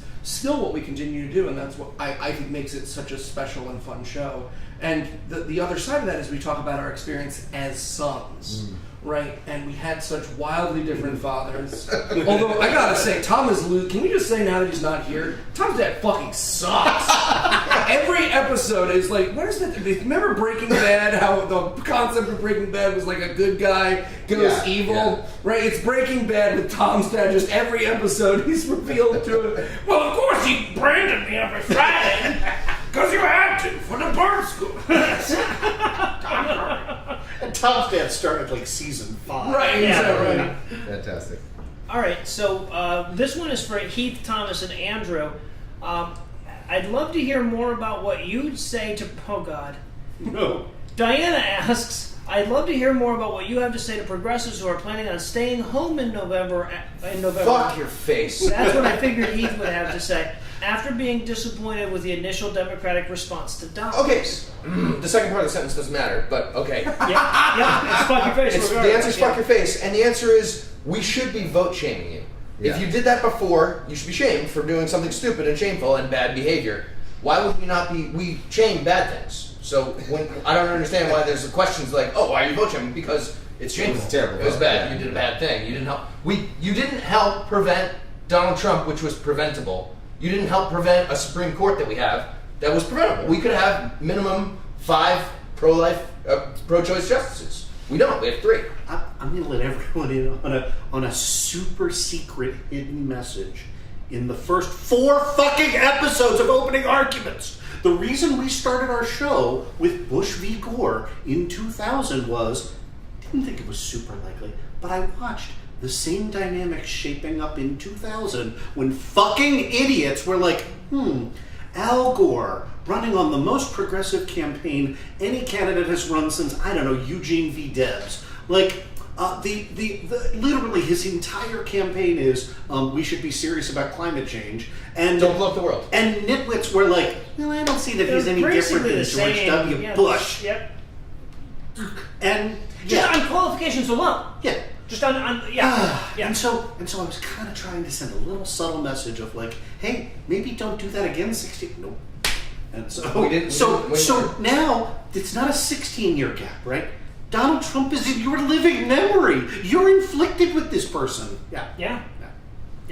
Yeah, I would just say I hope this person doesn't actually exist. Like maybe there's just one person on Twitter just pissing us off constantly. It's not real. But if it does exist, I would like to say that invariably when I see these screeds on Twitter, it's the same personality trait, which is it's not actually about making anything better. It's about them feeling smug. It's about purity. Yeah, and it's entirely about them. If you examine the choice on any level, all their counter arguments are essentially boiled down to, but aren't I allowed to be self-righteously mad about this thing? No! Aren't I allowed to be self-righteously mad about this thing? Oh, I thought you were going to keep doing that. No! But aren't I allowed to be... It's like, those aren't reasons to do a worse thing. Nope. In the future. You just be self-righteously mad about it. You can be mad about it if you want, but then vote correct. You can. Yeah. And you should. Start a podcast. That's the start. Well, that's the thing that frustrates me so much about this attitude is it's their way of saying essentially like, I want to fix all these problems, but not so much so that I have to go do a thing more than once every 4 years. Right. Or compromise with someone who I don't agree with on everything. Or anything, but right. You say that, but let's amplify that. I literally watched people I consider to be friends of mine say, I don't understand this. You told me to vote in 2020, and look, it didn't fix it. And it was like, did you think we meant the once? Like, oh yeah, that's right. Joe Biden is going to usher in the new paradigm. Like, no, you didn't understand it was part of a process. Like, they've been doing this for 50 years. Like, we don't get to say like, well, I held my tongue and voted for the like old guy centrist once and didn't make everything magically better now. And therefore, I have all the excuses. Therefore, both sides are the same. Like, the last plea I will give you is, if your vote didn't matter, Republicans wouldn't try as hard as they are to suppress it and gerrymander it. And like just tell yourself, why are they doing that if they don't care? It's also important to remember that like these bad things, they feel instantaneous, right? Yeah. Because they pile up and it's really easy to feel like this just overnight my country vanished. But the destruction of Roe is a 40-year project, right? A 50-year project, depending on your sort of thing. And this is consistent voting blocks that have gotten bigger and bigger and more hardcore. And it's really hard to hear that. It's really hard to hear that when you're coming from a position of compromise in the first place. But that's democracy, right? Democracy is inherently compromise. And if you don't want democracy, you have something in common with the bad guys. Yeah. And me. And along those same lines... I love that you pushed yourself into another category there. Along those same lines, you hear a lot of, elections don't work. We voted, elections don't work. And while it's absolutely true that we are at a disadvantage. Elections are unfair. Yep. We're at a disadvantage in many ways. Yeah. But they don't work. Let's see how we got here. Well, in 2014, we didn't elect, or rather Mitch McConnell elected a Senate majority, which lost us a seat in Merrick Garland. In 2016, the other side elected Donald Trump, and then he appointed 3 justices in that time. Yeah. Those were all elections. Those are elections that if they didn't happen that way, the thing wouldn't have happened. And then people are, elections don't work. They don't work. They work for the bad guy. The good guy don't vote. Isn't that weird? So weird. All right, we could all yell about right. that for another whole. Yeah, I was gonna say I'm sorry to move us off of that one. That Noah has a buzzer on me as well. The honest truth is, yeah, right. We have each other's shot collar. I like that. This is a Milgram experiment. Gone terribly wrong. Does anyone want to bust me? Now we're on your neck, we know. I've been a naughty boy. All right, so I got this is a question for Andrew from Andrew, different Andrew. All right. I assume it's a different Andrew. Okay, good. I was reading that. What are you doing? You Who's been a naughty Who's the boy? best member of Puzzle and Thunderstorm, and why is it you? All right, Andrew asks, "Are you?" I think I know the answer. Are you serious about never trying for office? Why? Yes, I am serious about never trying for office. So, my childhood dream was to be on the Supreme Court. That was because I'm weird and because I didn't really know how laws worked. At least we don't have a real one of those anymore. So Yeah. Right. Yeah, nobody's on the Supreme Court anymore. Maybe we'll get like some dog mares now. That'd be fun. Like I went through a version of this when I left the big firm and started out on my own, and it was really early on. And I've told versions of this story before, but like that first year, I like sold my house and my car and my Transformers collection, and I made 1/10 of what I had made the year before. Okay, which is real not good. Like yeah. So I had a meeting with a potential client, and that client was obviously like very, very Christian coming on, and this was a time when I was doing anything for about. And I asked myself, sort of going into that meeting, like, well, am I going to pretend that like I like the idea that you spend your time sending Bibles to Venezuela, and I just kind of had this moment of like, if I can't be my authentic self, when literally I'm the only boss I have, when will I ever get a chance to be my authentic self? And so I went in and I said, I think this is probably not going to go great in terms of a meeting. I could definitely help you out, but you should know. And I did that. And the meeting lasted about 7 minutes, and they were like, well, we commend you for your honesty. And I never heard back. And they burned down his firm. Yeah. Just start piling scones into their lap. Oh no, It went fine, right? I turned out fine. My job come out fine, and like I finally get to be the like authentically me. And so, yeah, like I could not run for public office And be authentically me. So I can. Yeah, absolutely. Oh yeah, because you're better. I'm gonna get on the Supreme Court. Yeah. So yeah, again, Take doesn't them on. mean all of us don't want to try and influence this country for the better. It just means we're finding different ways to do it. Right. So I still think I've got a shot. Yeah, no, I I'd think go you for do it. too. So speaking of which, Eli, because obviously when you write your dissents from the Supreme Court bench, you will do them in character. Siegmund asks, how did you come up with Carl the Pegacorn? So Carl the Pegacorn was a character between Anna and I. That was pillow talk? Yeah. So, I don't know if this is anyone else, but we call them memes. But does anyone else have like entire like alternate realities inside their relationship? Nope, just us. Okay, What? well Anna and I do, and Carl the I think Pegacorn he has some of this. was a pretty no, I think it means a little not different. those kinds of Oh, okay. characters. You looked awesome in that skirt, by the way. I thought it was going to yeah, you took a battle like a champ. But yeah, Carl was one of the characters that I would do basically just to amuse Anna. And I forget what was happening. She was having a rough week. We had an ad, and I didn't really have an idea for it, so I just introduced Carl incredibly abruptly because I knew she was listening. Wait, Anna, why don't you come in? Okay, I created Carl. I'm sorry. Wait, you need a gauntlet? I do actually kind of right now because this is a fucking throwdown. I'm so happy right now. I used to draw Pegacorns in the borders of my scripts when I was doing acting way back then. And one Christmas we went to this Interesting. there's I didn't say you this didn't place draw up Carl. in I drew a very chunky Carl the Pegacorn. Excuse me, Pegacorn, and I was like, I think his name's Carl the Pegacorn. And my lovely friend Rachel Wax, who has been on GAM before, filled in the colors for me and made it look like real. And we gave him a pearl necklace, and it was just an adorable little thing. I have the picture still from that fucking Christmas. I didn't And I was like, Carl the Pegacorn, and we put it up on the Exhibit wall, A. and over the next course of the week, we came up with a voice for him, which Eli came up with the voice for him. The personality, the soul. And we both decided that he likes fucking garlic bread. Yeah. That's the personality right there. It's the garlic bread. And It's Garlic bread is pretty he much got his entire bored personality. during one of his having to write an ad, and he put Carl the Bug of Pegacorn in there. And I stole thought it was so sweet that he made Carl a household name. But now now I he's see why he saying, did it. "Ooh, it's because she was sad one day." That was the best. That was great concept. Somebody As you told watched me, I my invited you to sell. master debate class. Yeah, right? So I just want to point out that Siegmund thought there was 0% chance he would have the most contentious question. 0% chance. This is the rest You of never live know. stream. That was incredible daytime That television. would be great. Yeah, right. You are not the father of Carl. That's true. She drew a dog with legs, so she invented it. I'm gonna have so much amnesia on this live stream. So, okay, I got one for Thomas. Now, Thomas, Alex, Senator. Alex and Lost in the Podcasterverse asked this before. You weren't on when we went over it, though.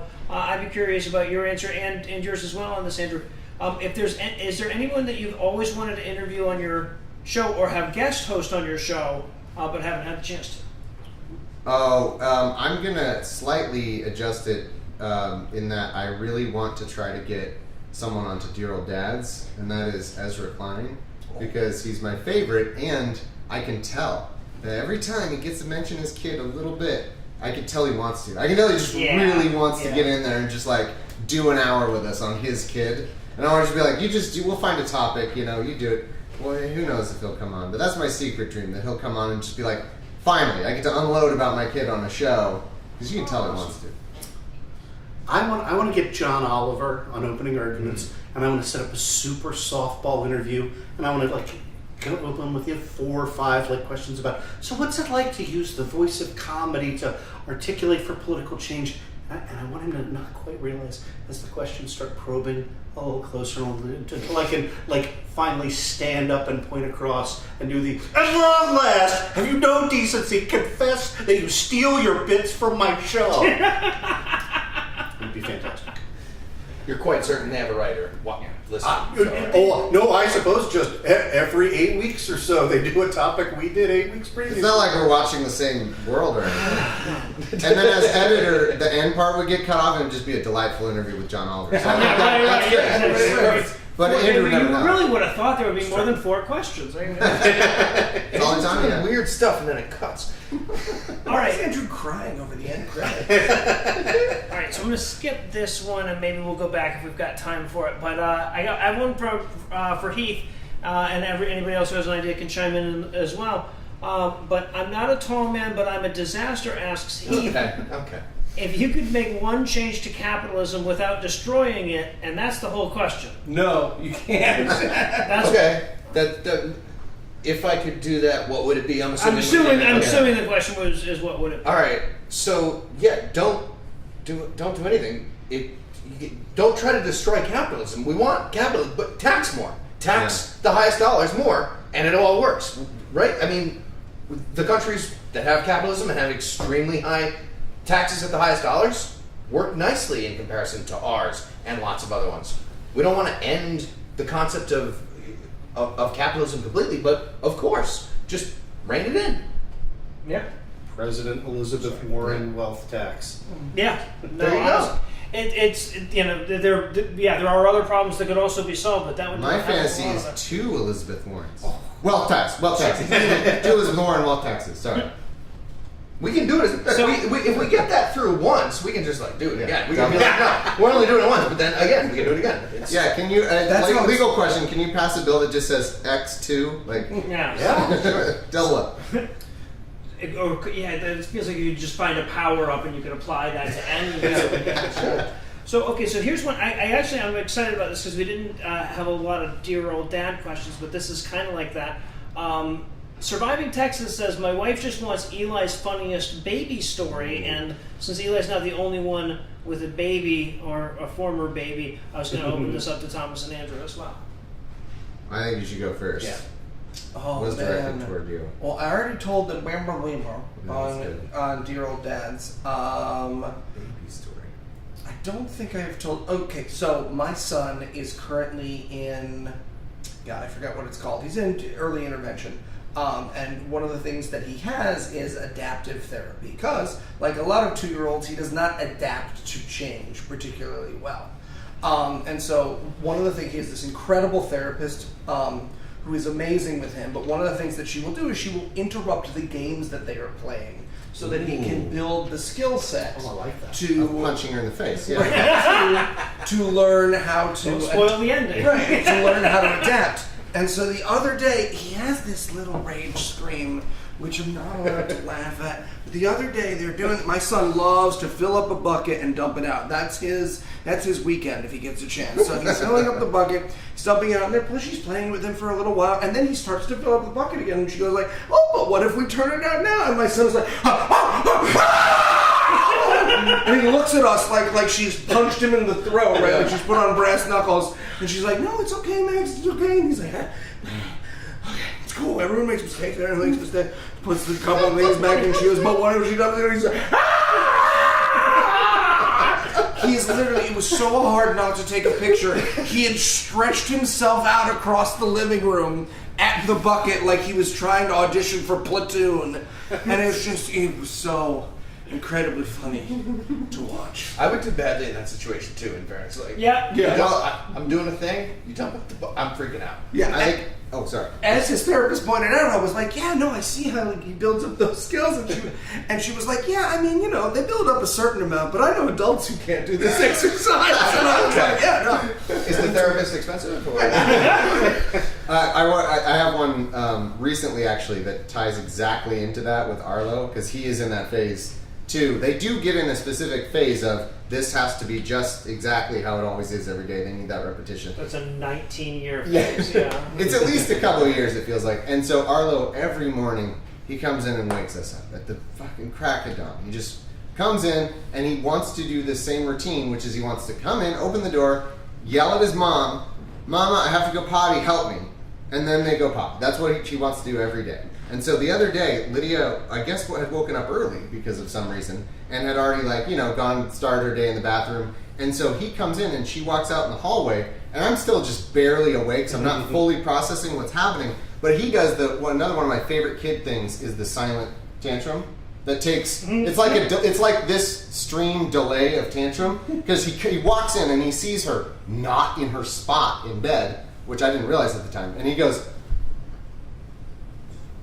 And there's 5 minutes of just silence, and then they finally make the sound of, and I was like, what happened? And Lydia smartly she's like, yeah, he's mad that I'm not in bed. I was like, oh, that's what it is. And he goes, get in bed, get in bed. Hit your mark. It was an X on the ground, yelling at her to get in bed. And she's like, I'm not going to do that. She's like, I'm not going to do that. Go to sleep. So that he can wake her up. And they're fully serious. That's the best thing about witches. They are like this is the most important thing in his life. Right. This is life or death, and he's barking order, telling her to literally go to I think she. Oh, that's what it was. She compromised and went in bed. I was like, all right, can we start this from over here? He's like, go to sleep. You're not sleeping. Enter an REM cycle. What are you dreaming? Oh man, that guy. I can't beat either of those for comedy, so I'm going to tell the most horrifying, saddest moment. Oh, as that's a parent. great one. But, Yeah, but, man. but to let you know, it will be fine. Okay. So, my son is now 19. So He makes it out of this story. 17 years ago, and I'm working on the floor in my living room at a table like this, except that it's a glass table. And my son has just come in with my wife from the driveway where he's walking, and he's doing that he's not quite to, and he's doing that kind of Frankenstein sort of walk like this, and he walks in, and he's like, "Daddy," and he's so happy to see me, and he's beaming, and I'm happy to see him, and I watch him hurtle himself at the fastest possible speed to cross the living room to come get me, and he's Daddy, dude, and I'm watching, and I can see in slow motion, oh, he's gonna trip over his own feet, right? Like this, he's not built to go that speed, and sure enough, gets to right there, trips over his own feet, smacks his head down right here against the table. Oh no! Drives right his lower lip up and this butt of a tooth, right, up through the upper lip, right, until there's a like huge hole. Right, it's just he's a mess. It's part of his jawline and everything else. I'm driving him to the hospital, and there's a diamond-shaped hole in his upper lip, and he's sticking his tongue through and out it. Right? Oh no! And you know, and I'm crying and laughing and everything all at the same time. And the point is he's fine. He's right. Like he's totally fine. He doesn't remember it. Everything. I have this like memory of like my son was so happy to see me he tried to kill himself. Right. Like you will be fine as a parent. Crazy things will happen. Your son will drive his head through a table. It'll be fine. Yeah. All right, so you guys have that to look forward to. Nice. We're going to bring up the mood there, Andrew. The tongue through the diamond. That was a good It was thing. just curled up. It was The just 2-second funnier version of that to cleanse our palates is Phoebe bonked her hip on the doorframe just walking in the room, and it sounded like it hurt, and she crumples and she's crying, but she's older, she's trying to deal with it herself, and I just hear her go, "Stop putting things places!" I was like, yeah, you're right. That really is the root of the problem. Any other object in the house, it would have made sense. It was the door frame. I'm sorry, someone put the door frame there.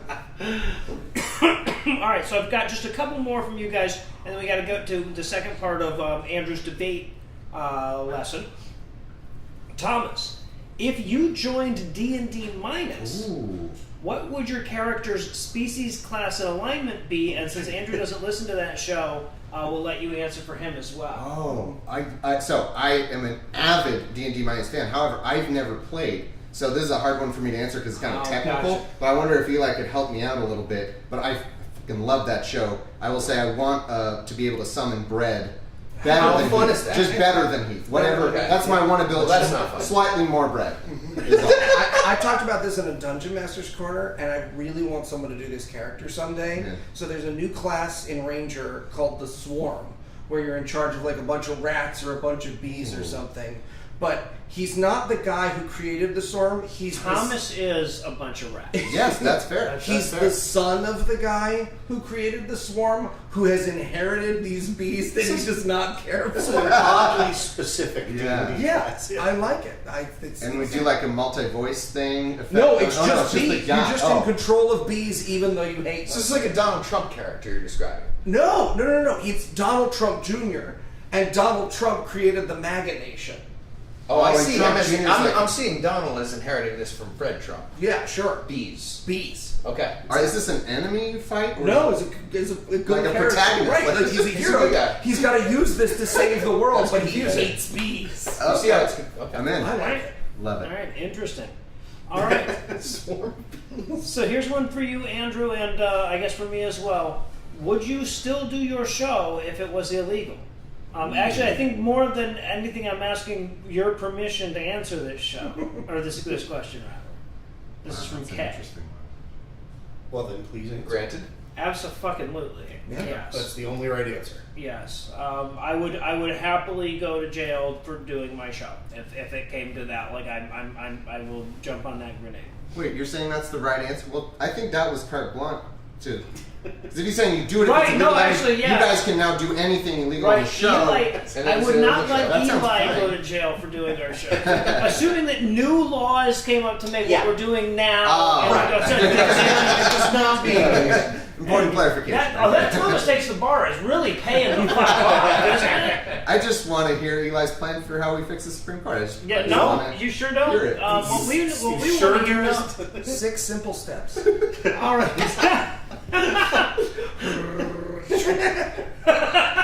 So okay. Last Any 30 feet of the reasonable corridor person are heavily would soundproofed. assume that was all right. So Andrew, one more question for you before we kick things over to you. Connor asks, in your opinion, what are the best and worst parts of pursuing a career in law? The worst part is that brightest lawyers are funneled into coat factory law firms and are seduced away with six-figure salaries when you are 23 years old and you don't know that you're playing a part in institutionalized evil. Okay. This is downside, yeah. Yeah, that's a bad downside. part. That is Bad. downside, yeah. And you don't enjoy, like, you're making a ton of money, but you're working 2,700 hours a year. So, like, you don't enjoy it. It's just, it sucks. The best part is that when you figure it out, you can make a difference. So, Right on. that's what I try to do. So, like, it's like podcasting, except that most of the people turn out to be evil and exacerbate. Yeah, it's like podcasting. So it's like With money. podcasting. with money. With money. Yeah, You're right. You're right. Only there's money. Okay. Yeah. All right. So with that, we're going to realize that once again we haven't really done a very good job in setting up the schedule because now we need to go into the other room, and Andrew was just in here, so he's got to like rush While around. they're setting up, we can do something. Sure. Was there one more question we didn't get to? Or? There was a question we there, skipped. There sure was. Oh, there was a question we skipped. Which one was it? I think it was for Andrew. Do you want to just switch? I'll go next. We can swap me and Andrew. No, he'll be out in just a second. So. Okay. Yeah, appreciate it though. Yeah, this is Silently scrolling is also really good. That's good. This is to really give exciting them a stuff, yeah. Chance to. So Eli, why don't you ask a question of Heath? Heath, how is Go. the Fed not a Ponzi scheme Oh, if damn it it. requires all of us to buy into it with money they don't have? Here's how everybody who actually thinks that can find out a real thing. You can look up what the Fed does and see what that answer is. It's real. It's a real thing. You don't have to be happy about each decision they make. You don't have to be happy that at this exact moment they're doing this with an interest rates, the federal funds rate. It's a real thing. Monetary policy is a real thing. It's not fake. We have a central bank. We have to do monetary policy. It makes sense. It prevents. You seem really hysterical right You're crying. It prevents. You're very emotional. It prevents depressions, though. That's Yeah. kind of the Yeah. point, and we want that. I don't know. You're working on me. The Fed. But I want to probe the premise of your question because I could be crazy, but it sounds like Eli thinks we all paid into the Fed. Like we bought, I'm wondering if he's been Yeah, scammed. Someone's absolutely. like, hi, Fed, here. Yeah, you need. Mr. Fed, can you give me $10,000? They have a circular tube of gold, right? And there's a secret board of directors. And by secret and by You directors, can look I up. mean Jewish. Okay, all right, and now we're going to tame things back over to Andrew Torres for part 2 of Andrew's Master Debate class. Yeah, thanks for that lead in. I appreciate that. You're supposed to say shadowy cabal of international bankers. Got it. All right. We on 2? So,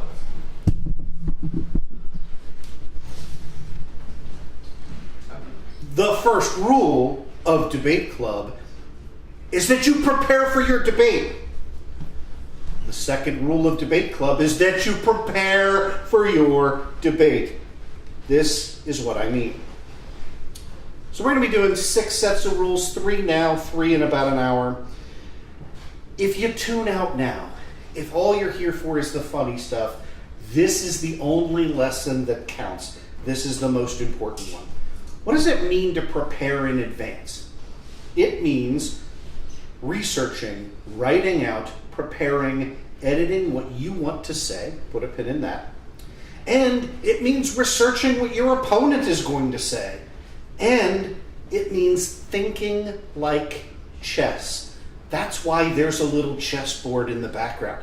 If someone says to you, hey, I'm awesome at chess, I know how all the pieces move, they're not awesome at chess. They suck at chess. If someone says to you, hey, I'm awesome at chess, I can think 12 moves ahead, they're a liar. But if someone says to you, yeah, I play chess, and I generally try and think about 3 to 4 moves ahead of time, you're dealing with somebody who knows how to play chess. So for every argument, think about the counter-argument. Then think about how you counter that counter. Then think of how they tried to get around that, and then think of how you tried to pin them down and wouldn't let them. In other words, don't just wing it. I put that in literal 160-point font here on the screen for one reason. My job is to wing it a lot of the time. And I'm here to tell you, I suck at winging it.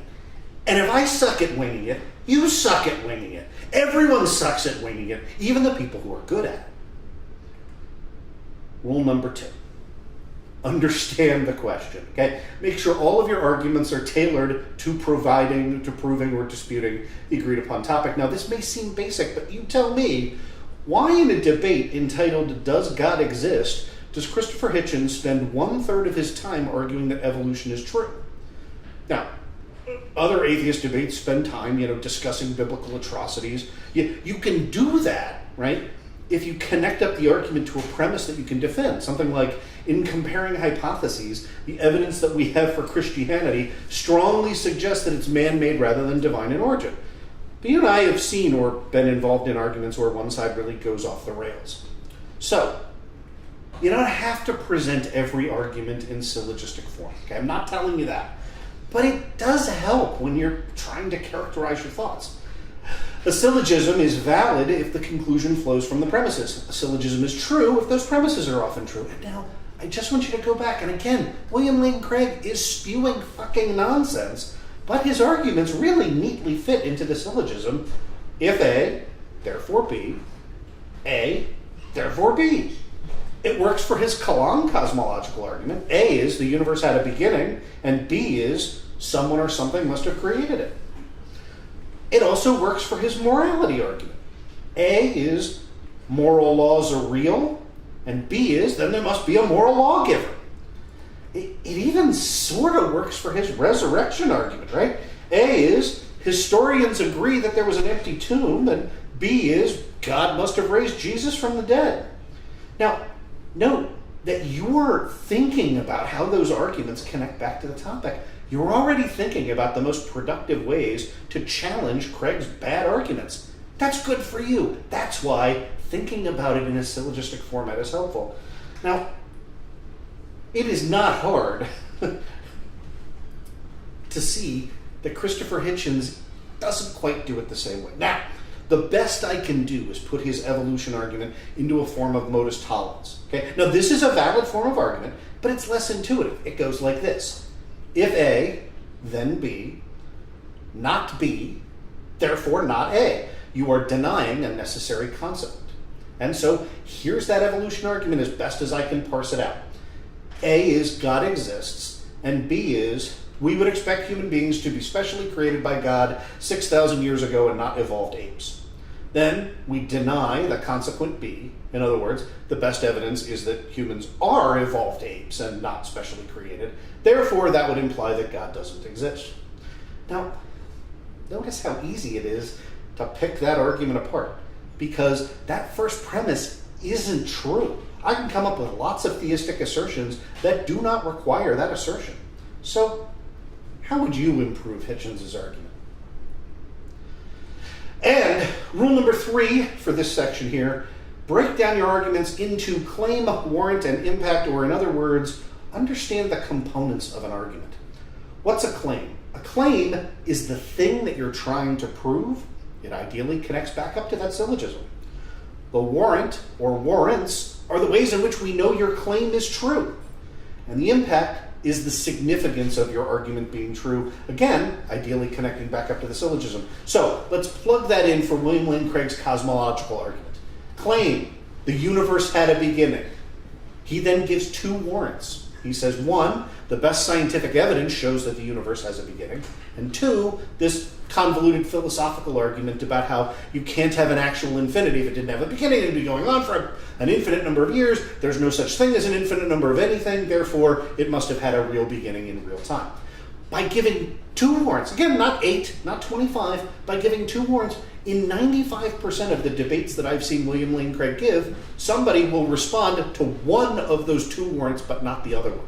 But there are 2 paths to the same outcome. That's why you should have multiple warrants. And then finally, the impact. Therefore, the universe had a cause of its existence, and then he builds other arguments into that. We know that that cause must be personal and not abstract like a number, that it must be spaceless, timeless, extremely powerful, which kind of looks like our God. So, Now that you understand the components of an argument, in section 3 we'll come back and we'll put the finishing touches to make you truly a master debater.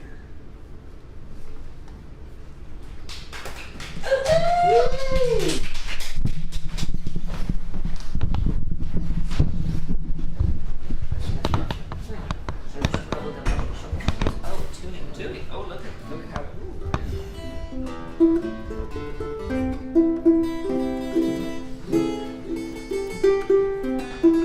I think that's good. I do like it. Are we on? You let us know when we're ready to go. Ooh! Hi, you filthy monkeys. All right, so me and Thomas are very, we're very into this one thing, and I think that you will be too when you hear what it is. So, without further ado.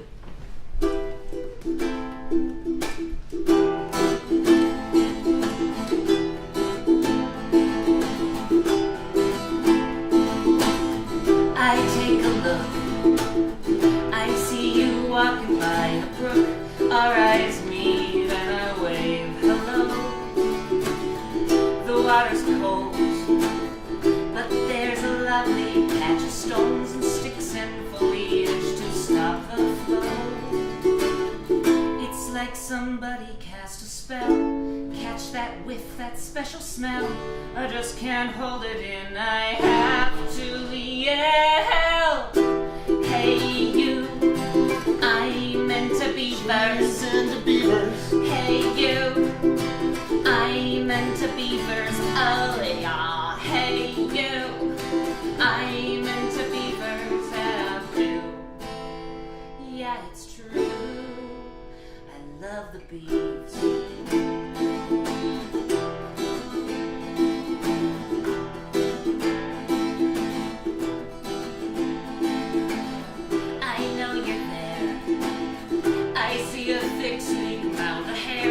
When you're near, I have to stop and stare. If I had my way, I would stay right here all day. Just pray that you would show yourself. Get more excited than I should when I see you munch that wood. When you doggy paddle, oh so good. Hey you, I meant to be beavers. This song isn't a metaphor, it's really about beavers. Vaginas are fucking sweet, but also just like beavers. Let's be clear that I'm here for the beavs. Here for the beavs. Here for the beavs. They're flopping tails. Here for the beavs. And ooh, here for the beavs. Hey you, with your legs like this, go wiggle in the water and build your dams, yeah. Hey you, with your beady eyes and your flopping tails and your oversized teeth. Hey you, with your legs like hairs, go wiggle in the water and build your dams, yeah. Hey you, with your beady eyes and your flopping tails and your oversized teeth. Here for the beavs. Here for the beavs.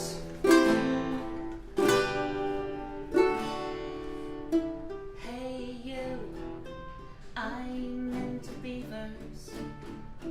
Hey you, I'm into beavers.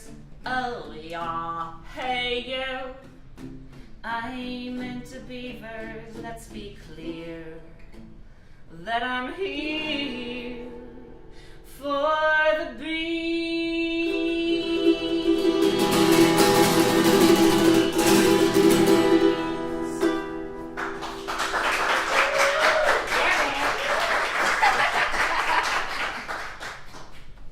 Should we just stay here? You will stay. I'm gonna You can, stay. you can Get hang outta out. here. Well, that guy needs to get the hell out. By the way, I never introduced Thomas Smith when he came on earlier. I didn't realize that Anna was going to have accompaniment, so obviously Thomas Smith is here with us.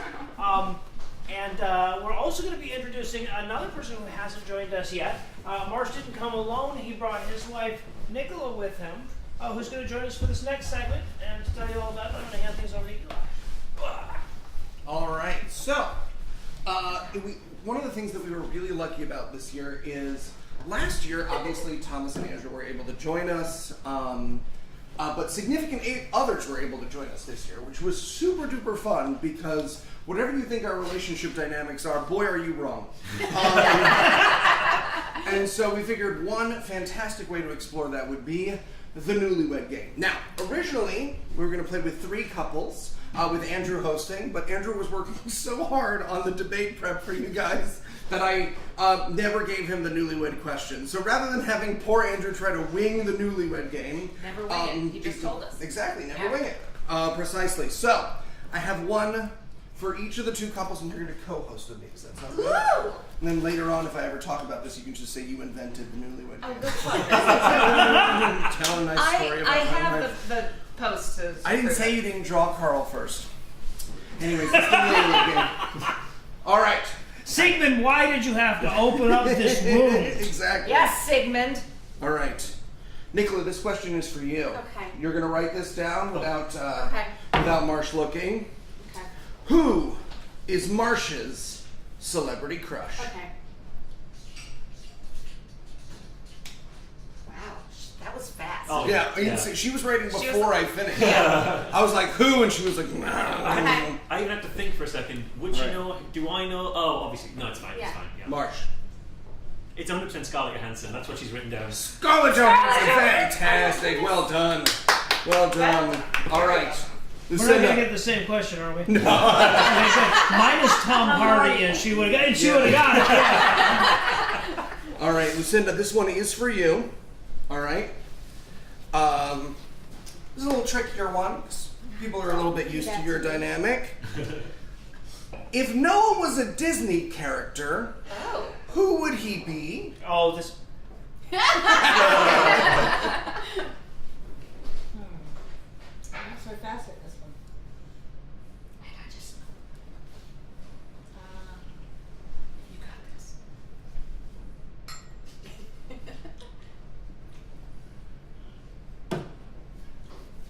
Are you still not writing? Or is that- I'm not writing. I don't know what to do. You have to write it, not draw it, just to be clear.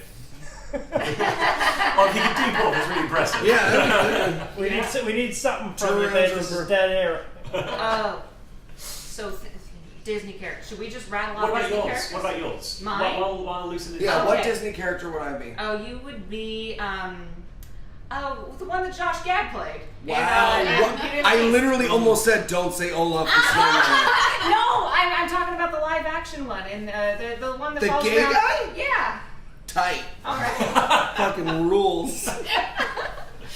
No, you'd probably be the dad from Brave. You can't show. Did you show your. No, she hasn't Oh, you shown got it one? yet. That's probably All very right. wrong. Noah, what Disney character would you be? Obviously, Donald Duck. Donald Duck? Oh, duh.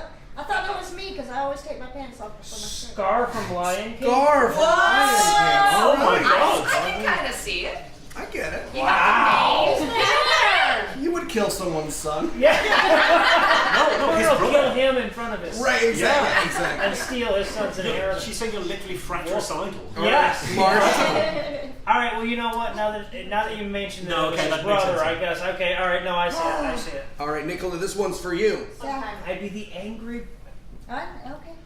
What is That's Marsh's? true. Oh, He does sound like We're writing again. Oh no, you're right. You're right. Okay, okay. Sorry. Marsh, this one's for you. yeah. What would Nicola's ideal date be? Oh no, this is tricky. Are we supposed to tell people ours while we for dead air? That's a good. Yeah, that's a good Okay. chance. All right. Cool. Ours, we have an ideal date, which is walking through the village. We first stop at Pomfried, Right. and then we walk through Washington Square Park, and we go to the Strand and look at books. Mm-hmm. And I think that's a pretty ideal date. I like that you cut out the other 2 meals I've included in our date because Mamoons. We go to Oh, we Mamoons gotta for go to waffle. Mamoons, yeah, it's true. And then we go to Amorato for gelato. Oh, that's true. Basically, my wife walks me around like some kind of mental Well, patient while this I is- eat 3 meals. This is how we vacation. We waddle from nibble to nibble. That's we true. nibble, and then we waddle around to the next one, and then we nibble some Okay, more. I'm ready. All right, ready. ready. Nicola, ideal date. I'm not sure I'm ready. I don't think I know what to say. Give you me just, something you to just, think you about. just come up with a thing. Will it be a great date? It's not about what your answer is, it's about what he thinks your answer is. Yeah. I'm not sure. Are we talking person or? No, it's me, obviously. Jesus Christ. What do you think this game was? It's a Newlywed Game. It's a Newlywed Game. You've got to fantasize about Scarlett Johansson. It's the Newlywed Game, it's not the newly divorced game. Well, she didn't know I was Donald Duck, so. Yeah. He hates his brother.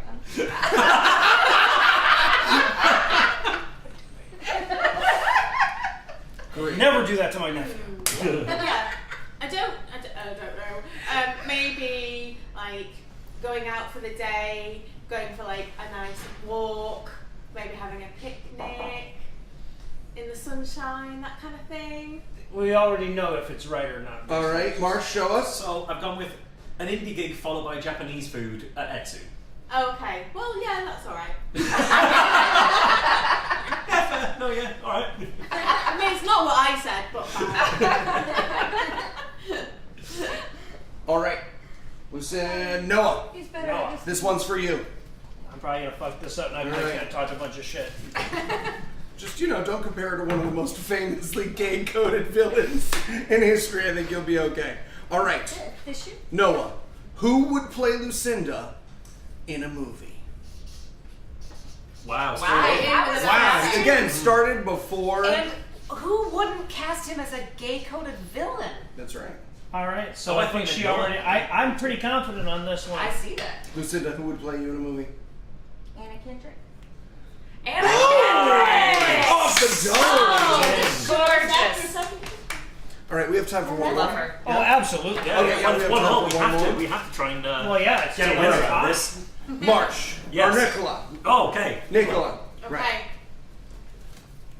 What is Marsh's hidden talent?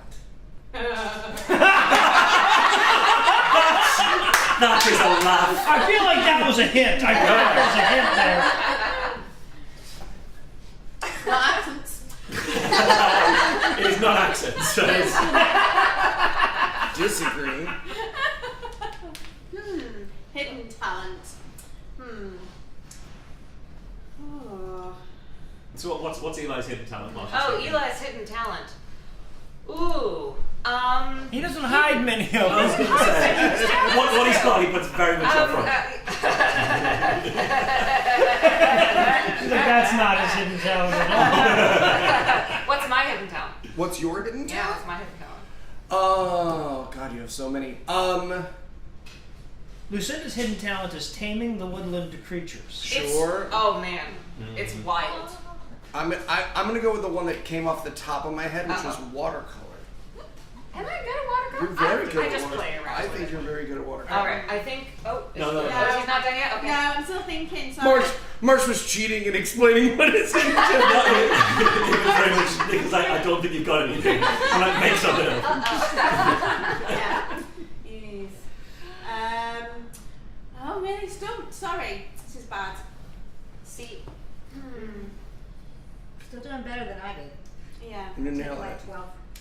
I always said that, like, as one of those, like, go around getting to know you games that I can gargle the national anthem. You can gargle the national I anthem. can. That's true. But Don he's never Ford. seen me do it. Don Ford just said he'll be my Mufasa. I don't know. Okay. I don't know exactly what you're volunteering for there. I feel like Don Ford needs to take a step back and be like, what dynamic am I asking for? Okay.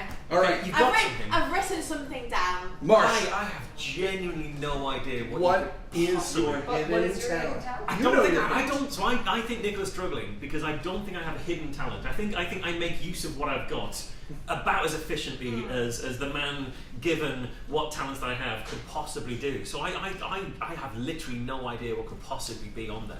I know if it was the opposite, is that what I'm terrible at, she'd need a different pad. she'd run the pen down. She brought her Like own a whiteboard. party trick that you have? I don't think I That's do. by definition not hidden. No, it's true. Yeah, that's fair. Yeah. So I genuinely have no idea, and I could sit here and try and come up with something, but I think You should sit here and try to come up I with think I'm something. going to genuinely have to pass. I genuinely have no idea what could be on there. All right, Nicola. Cunnilingus. Yeah, I would say Marsh, very straight down the line. You know, what you see is what you get. But that's a good thing. That's a very good thing. Thank you. So I well, I said as a positive, more of a positive quality. I've said like intuition. Intuition. Because Lovely. I would say Marsh, But- Marsh is very, very good at reading people. Very good at kind of seeing people's best qualities and things like that. So I would say you're a very, very intuitive person. Oh, that's Of sweet. course, that's Whatever very it be. sweet. Thank you.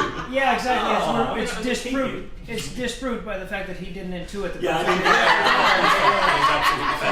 Well, We have time for one or two more. We've got time for one more to see if we can break the tie. All right, one more. Let's break this tie. So, Lucinda. it's an open goal for you yeah, guys. it's a tap in. This one's for you. You got this. Give me an easy one this time. What is the best gift that Noah has ever gotten you?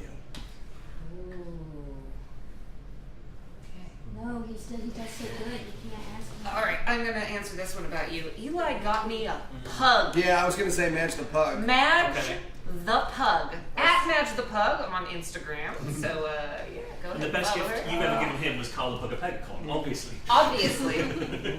No, what's I the have best so gift I many ever to go gave through you? in my That's head. a tough one. I really like the Dungeons, Drive-ins, and A Dives, T-shirt? and Dragons, and I mean, you give me A t-shirts. T-shirt. But I really like it. Okay. I like it a lot. Nice. Oh, you know what it is? You know what it is? So at the beginning of our relationship, I wrote Anna a ton of poetry and would email it to her all the time because we weren't living together. And for my birthday one year, she wrote me a poem Oh, and God. framed it. He's lying. He did not like that. I'm not. I You're like not? it very much. You like it very much? You just fucking killed that. Just like the fucking Pol Pot of moments. He's lying. He hated it. No, anything positive we always compare to Pol Pot. That's Right, the exactly. go-to positive comparator you can possibly come up with. Yeah. All right. All right. What's the best gift you got her? He's got me some. gotten her some pretty good ones. As far as like, I don't know because like I know the one that she liked the most is the Christmas where I did the 12 days of Christmas leading up to it. I got her 1 of something, then 2 of something, then 3 of something every day until there was 12 of something. But that she couldn't have written that down in time, so I'm gonna say it was the new bedroom. No, okay, all right. It was Fish Really? I Tank. didn't even fish think you tank. liked the fish tank. I love it. All right, well, we're gonna have to end this tied. It looks like. Time. What we learned is our relationships are just as strong as each other's, which is whatever direction you want to take that in is it's true. Well, I'll tell you what. Here's the thing: is that you guys know each other exactly as well. And is it 7 years that you've been married? No, 7 years married, yeah. 7 years Together married. for Oh, but 13 years to go. Yes. 13 years. Okay, we've got 25 married. So yeah, I think you guys win anyway. You've got 25 married and you've known each other, what, 24 years essentially? Yeah, right. Yeah, exactly. But I love him anyway. All right. Adorable. Well, I'll tell you what. Now, of course, again, we had a lot of goals on our Matreon pledge drive. One of the goals that you did hit and like basically crush your way through was some more bar flair from our own Heath Enright. So we're going to go to room 2 here, where Heath Enright is all set up. So, Nicola Marsh, thank you so much for playing along. Thank you. Excited for this. And Anna, if you want to hang out, you're our next segment. Yeah, you guys can use this with an A. Go to The couch is eating. That's right.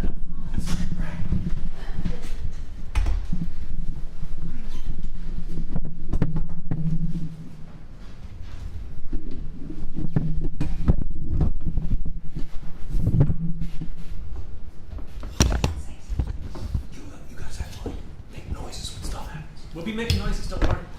We're making noises. You guys have to make noises when stuff happens. Okay. Well, if it's something good. Yeah. Oh, and if it's something bad, we'll make noises then as well. Like if you drop Boo. stuff, we'll make Boo. sure we That make noises. sucks. Yes. Yeah. What heckle will put you off the most, do you think? We're going to Applebee's instead of Fridays. That's the heckle. That's Wow. right. That was right at the tip of the tongue as well. Like that's scar. I've heard that many times. That is a fucking scar. Yeah. There's an Applebee's across the street every time. Across the hallway of the mall, in my case. I can't tell if I'm on yet. I'm not. All right, I'm on. Hello, everybody. I'm gonna be doing some bartending again. This was a job I had for a long time at TGI Fridays, among other places. So I learned bar flair was our thing. So I'm gonna do a few tricks. I did a few tricks the last couple times too, but then I'm actually gonna make some drinks, and I'm gonna show you one of my favorites. We'll do a little thing at the end. You see, I got some glasses, I've got some bottles. So we'll put it all together. I've got my own drink too. I'm gonna put this away. All right. So basic stuff. You start with a bottle, and you start doing basic tricks, right? Woo! Simple stuff. Thank you. You gotta make noises when I do a trick. Exactly. Woo! Exactly. Thank you. Thank you. So This you is start. better than Applebee's! That's right. This is so much better than Applebee's. Exactly. Fuck Applebee's. That's the whole point. So you start doing a couple tricks with one bottle, and you can do a little like move. You can do that kind of stuff. And some of my favorite stuff, which we're about to get to, will be with a bottle and a tin. That's your staple right here. So now you got your bottle and your tin. You start messing around. I used to do these tournaments in the Fridays company, and they were really weird. You would you'd have to like learn all this Friday stuff. Oh, that was a trick. That was the end of a trick. Yeah. Nobody gets better, maybe. Oh, there we go. And then as you get higher and higher up, you actually like go to like different cities and play flair games against people, but you also have to memorize like random stupid Friday stuff. So it's fun. So I know like the exact angle you're supposed to slice a banana slice at or whatever. Thank you. It's I believe 45 degrees, and it's about half inch in width. Oh, today. At least so far. All right, I'm gonna try a couple more tricks. See if I can do a couple hard ones for you. Let's see what I got. All right. All right, almost dropped that one. And let's try one more here. This one, I might have, I almost lost it. There it was. Yes. I might have actually invented one coming right up here, allegedly. From here, now I'm gonna try to do a little switcheroo. Oh, yes. Excellent. All right. I'm gonna do one final little thing, and then I'll show you how to make a drink. Woo! All right. Okay.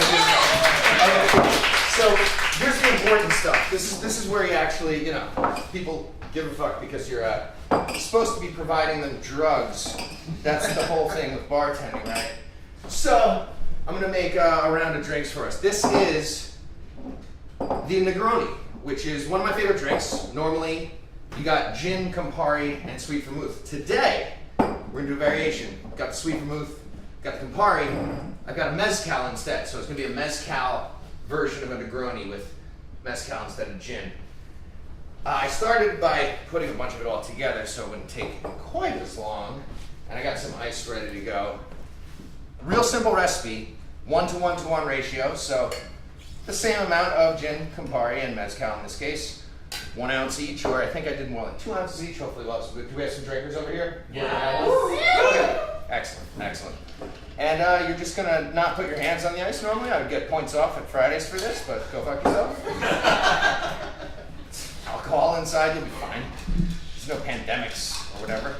And this would be a stir, I imagine. But some people might shake it, but I think it's a stir. Stir with ice just to chill it down a little bit. And we're gonna serve it on the rocks at the end. The one thing I am missing, which would be perfect, is the big rocks, the big like whiskey rocks, but close enough. You'll be fine with just regular rocks. So we'll add those in a second. And my favorite part of this is doing a little extra. So there's gonna be one more piece of flair here. It won't be just the bottle stuff. So I've got a couple of extra sets of glasses to work with, and that's how I'm gonna make it happen. And you'll see how it goes in a second. I would say for garnish, just while we're finishing up, work you through a couple more of the details. For the garnish, the ideal would be, I'd say an orange slice. And if you can do a little smoky orange slice to get extra fancy with it, that works nicely. All right, I'm making hefty Negronis today. Very good. And we actually had a bunch of these are fueling the codename sessions so far. It's important. All right, I think we're just about ready to go. you're gonna get 5 Negroni. Do we have 5 takers over there, by the way? Yeah. For Negronis, 1, 2, 5, hopefully. Andrew raised 5 hands. Andrew raised 5 hands. Perfect. All right. Let's see what I got today. It's gonna get a little trickier than. There's no reason to do anything. It's dumb. Flair is so dumb for them. Everybody's just give me a fucking drink. But maybe I'll be able to do something with this. Let's see if I get it right today. Yeah. That feels about right. Yeah. Now you bounce a ping pong ball to the top one. Okay. Let's see what we got.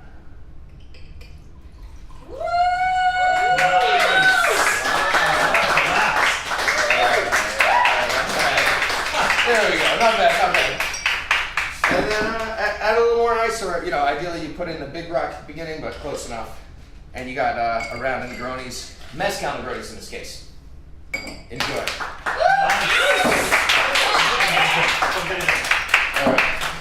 right. And grab a drink. There we go. And there's no other way Lovely to stuff. drinks. You can't. It's impossible. I've tried it. You look like an idiot when you just pour them into glasses. I love how you did all those tricks so well, and then the one time you dropped something was just an ice cube. Yeah, I was reaching in. Yeah, you dropped an ice cube.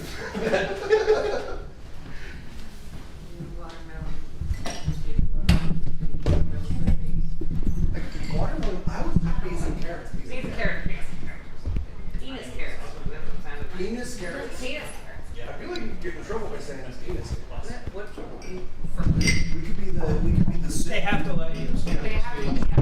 We could be soup couple from Godfather 2. In the background of soup covers of Godfather 2, there is a slow motion soup fight between 2 extras. Just kidding. No, I'm still doing my japes. Am I enough? Okay. That's amazing. All right, so we're back over here, I do believe. Ever so slowly.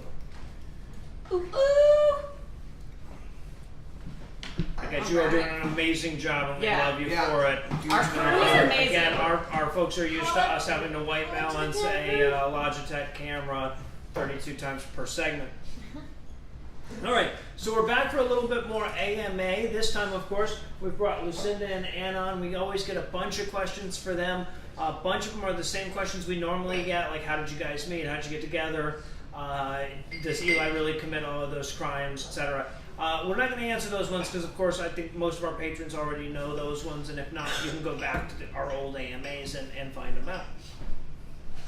But we got some really cool new ones, and I want to start off with one we got from Eli's mom. Liz asks, starting with Anna and then Eli and then Lucinda, what was your favorite fairy tale as a child? Did not know it. Interesting. I really loved Rapunzel. I grew up in a tiny hippie town, and so a lot of my homeschool buddies had the long hippie hair, and it was just in my friend group to have really long hair, and so I thought that was really cool. Yeah. Eli? Do you remember the Great Mouse Caper? The Sherlock Holmes mouse? Is that a fairy tale? Yeah. With a mouse, he's a great mouse detective. We're not talking about Disney movies. Okay, but hear me Okay, out. I'm here. I'm listening. So when I was young, and my mom, who asked this question, will know this, I liked Ratigan, who was the villain of that movie. And so the fairy tale I demanded the most was my mother would tell me the story of how Ratigan doesn't die at the end of The Great Mouse Detective. That's amazing. Goes on and opens like So an you Italian. do actually like rats after all this time? Yeah, I'm well Ratigans. Okay, that's Awesome. And Lucinda? I would go with Snow White. And I didn't really even realize that until I was presented the question. But I love the idea that her best friends were tiny little grown-up people and woodland creatures. Oh. And I was devastated at the end when she married the prince because I really wanted her to be the same size as the little dwarfs and live with them and marry Dopey and have babies. And I feel like I so did. it ended sad for me. Yeah, I was just going to say, it started off very, very sweet, and then it started feeling like maybe it was a dig after on me. with all 7 dwarfs. But yeah, I really If like she this. doesn't end up with the prince, whose babies is she having, Lucinda? Dopies. Dopies. He's I He love is, and he's this. so bashful. He very obviously has a crush. Between them and the Woodland Creatures, I mean, And you know he Wait, eats the it. Woodland Creatures are in on this pregnancy? No, they obviously help out. I can imagine they're they're just like walking on the lower People back. say we're not a, people say we're not a polyamory forward podcast, but we got a squirrel in there for this one. There you go. All right. So we got one for Lucinda here. What was the biggest challenge that Lucinda faced? Oh, sorry. This question is from Shannon. What was the biggest challenge Lucinda faced growing up in southern Georgia, and what, if anything, does she love about the South? Oh boy. What I hated most about it, I moved to South Georgia when I was 12. So right at that weird age, you know. And the worst part about it was the otherness. Whether you were a minority or the new short girl at school or not religious or whatever, you were other and you were treated as other. And it was just insane to me. I would rather put on the black lipstick and look as crazy as I could and be one of those others than I would be one of the people ridiculing the others, you know, even at a younger age. So that was the worst part of it, just the closed-mindedness of it all, really.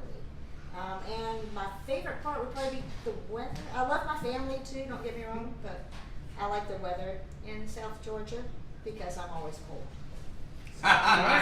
Fair. Can you imagine being mean to Lucinda? Right?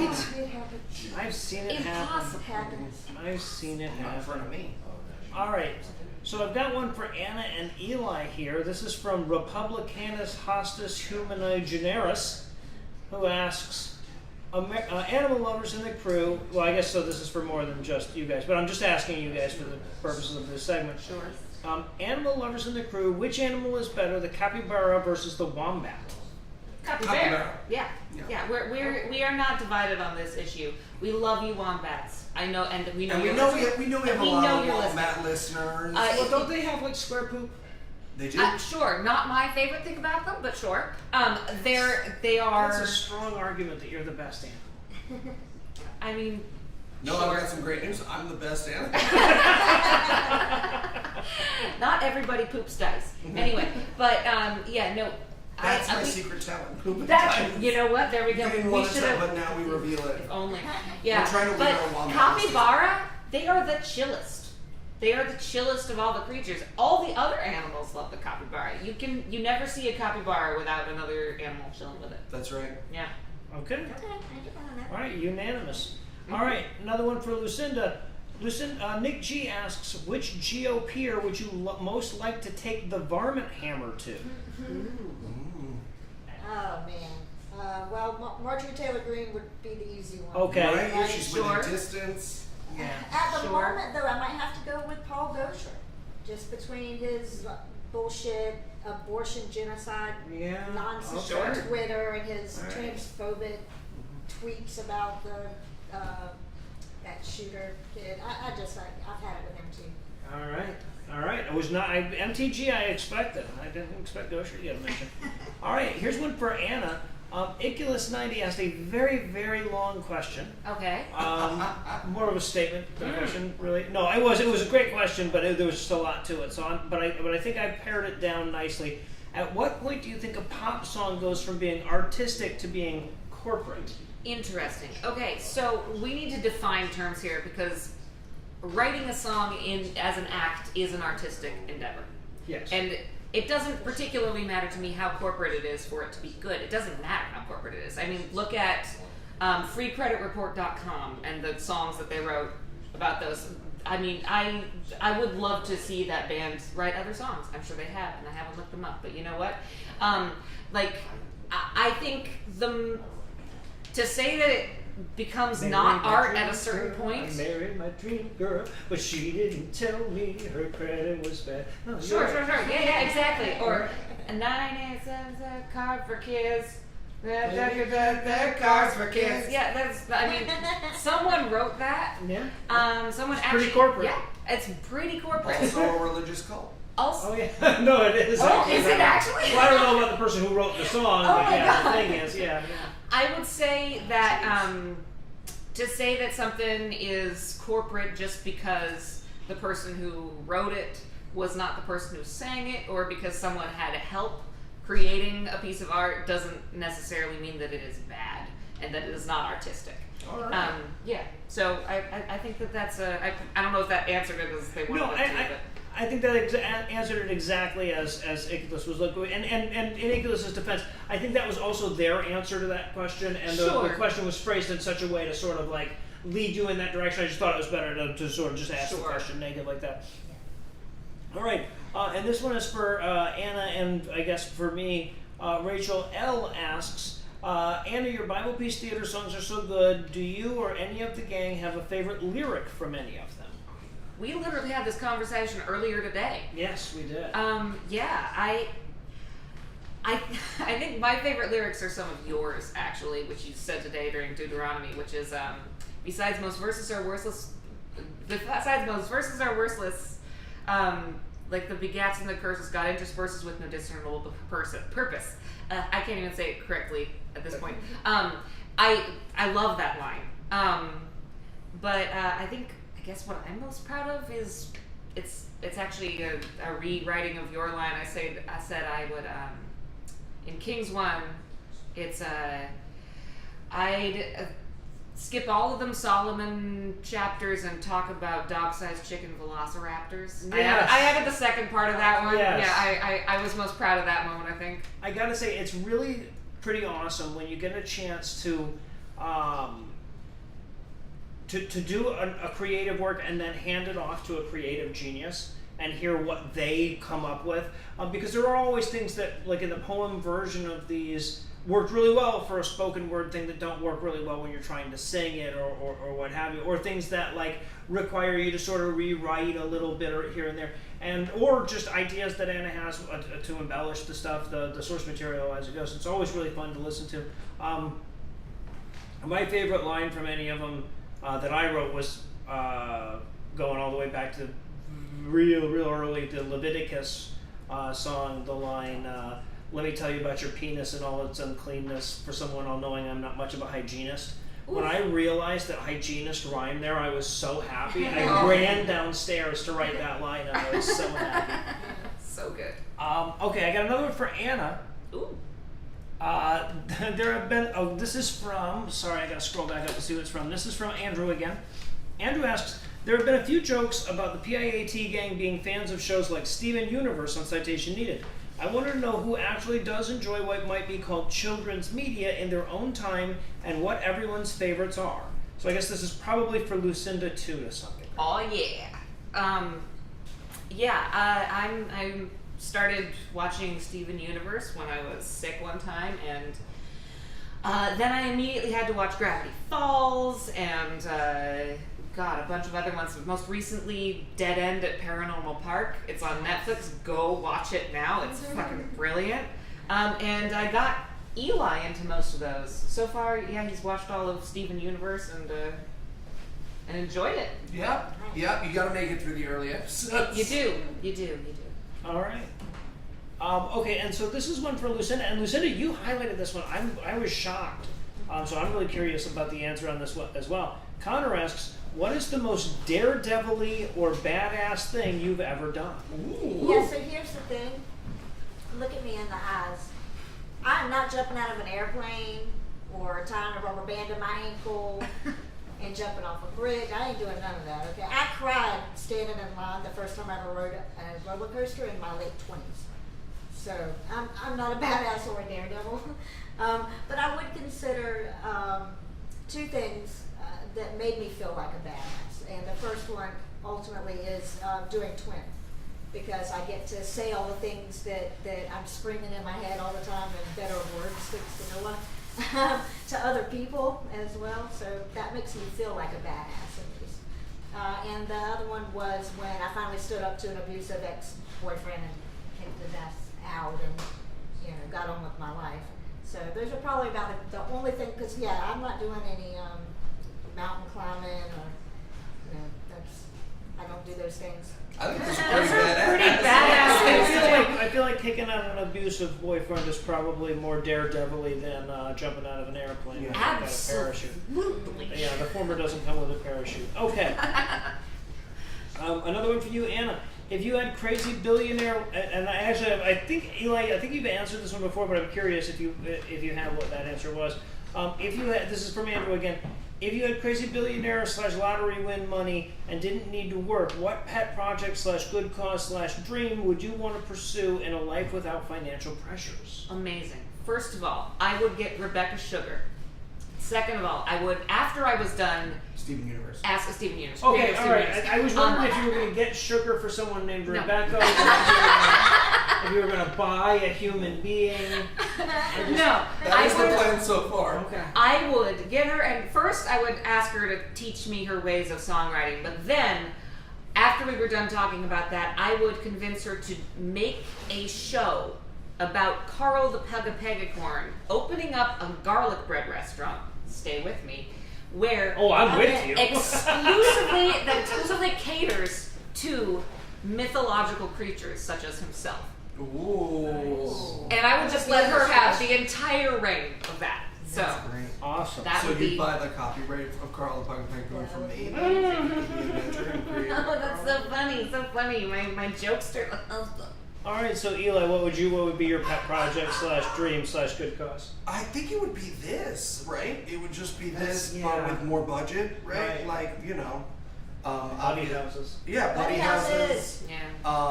QED America, right? Oh, that'd be cool.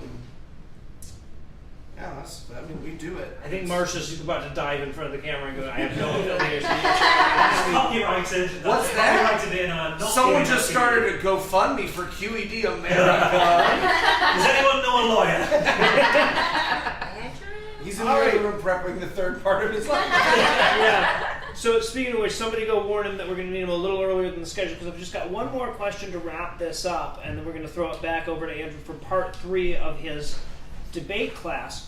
And this one is for Anna as well, and I'm going to jump in on this too. Connor asks Anna, Eli mentioned that you were unschooled / self-taught until you had to get your GED. What was the best part of that experience for you, and what was a more unfavorable part? Well, it wouldn't be Eli mentioning me in anything if I didn't say I didn't actually get my GED. I did that. I unschooled until I decided I wanted to go to college, and then I jumped in a Running Start program, which is basically junior college instead of high school. Mm-hmm. And I did the SAT just like anybody, but I had to go and take a book out of the library on how to take quizzes because I hadn't really done that since then till then. But yeah, I really enjoyed the way that some of my friends stopped enjoying learning is something that never happened to me, and I noticed that among my peers who did go to school. That's one thing I loved about it. Also, I had time to focus on the things that really interested me. Like I did the history of rock and roll for I think the first decade of schooling myself, and I got to focus on all these little tiny pockets of information that I could hyperfixate on, which I really loved. And I think the con is that I quit school because of a kind of stupid girl, a situation. So a girl was making fun of me basically for wearing a cow print coat. Which looks amazing, by the way. I've seen the photos. To be fair, that's fucking so That's cool. awesome. I Totally honestly worked out. would like to cure the inner child in me by buying another cow print coat one of these days. But anyway, That's on the QED America GoFundMe now. Oh, okay, I love it. Copyrighted. There's no such thing as copyrights in England. Don't worry about it. But yeah, I think I might have learned how to deal with people a little bit quicker and better, and possibly that would have helped me a little bit more in the careers that I've chosen to do. So yeah.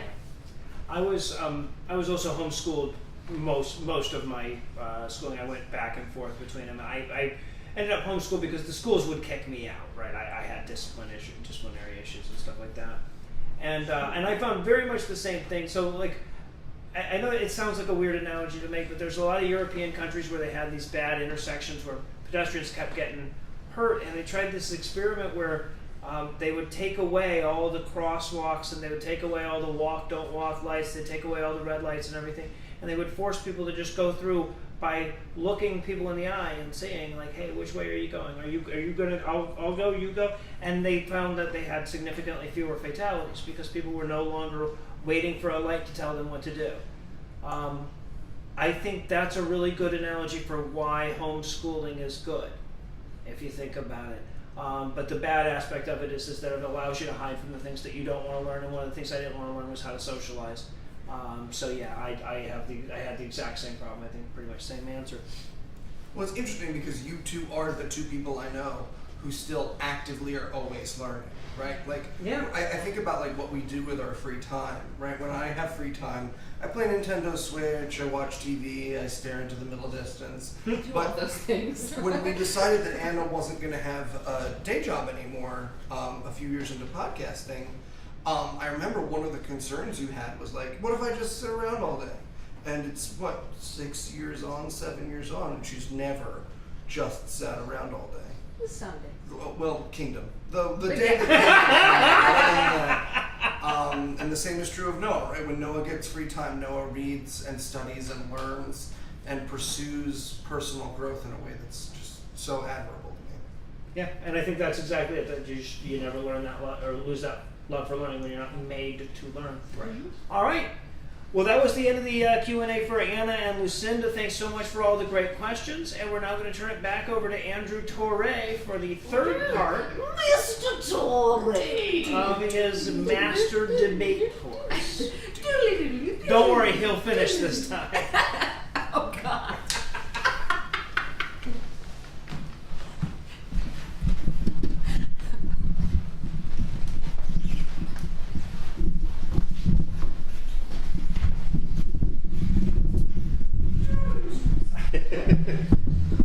Welcome back, everybody.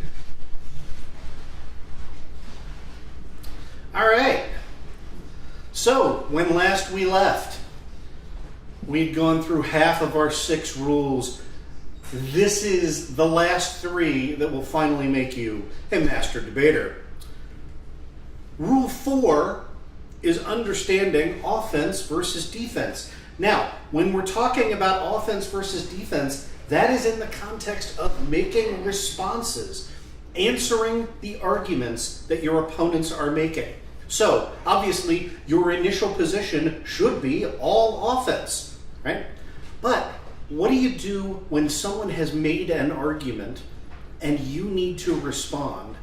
You want to think about, am I responding to this in a way that bolsters my case or at best leaves us with a neutral outcome? So let's define this first. Offense says if your response is true, then your opponent's argument is actually an argument for your side, right?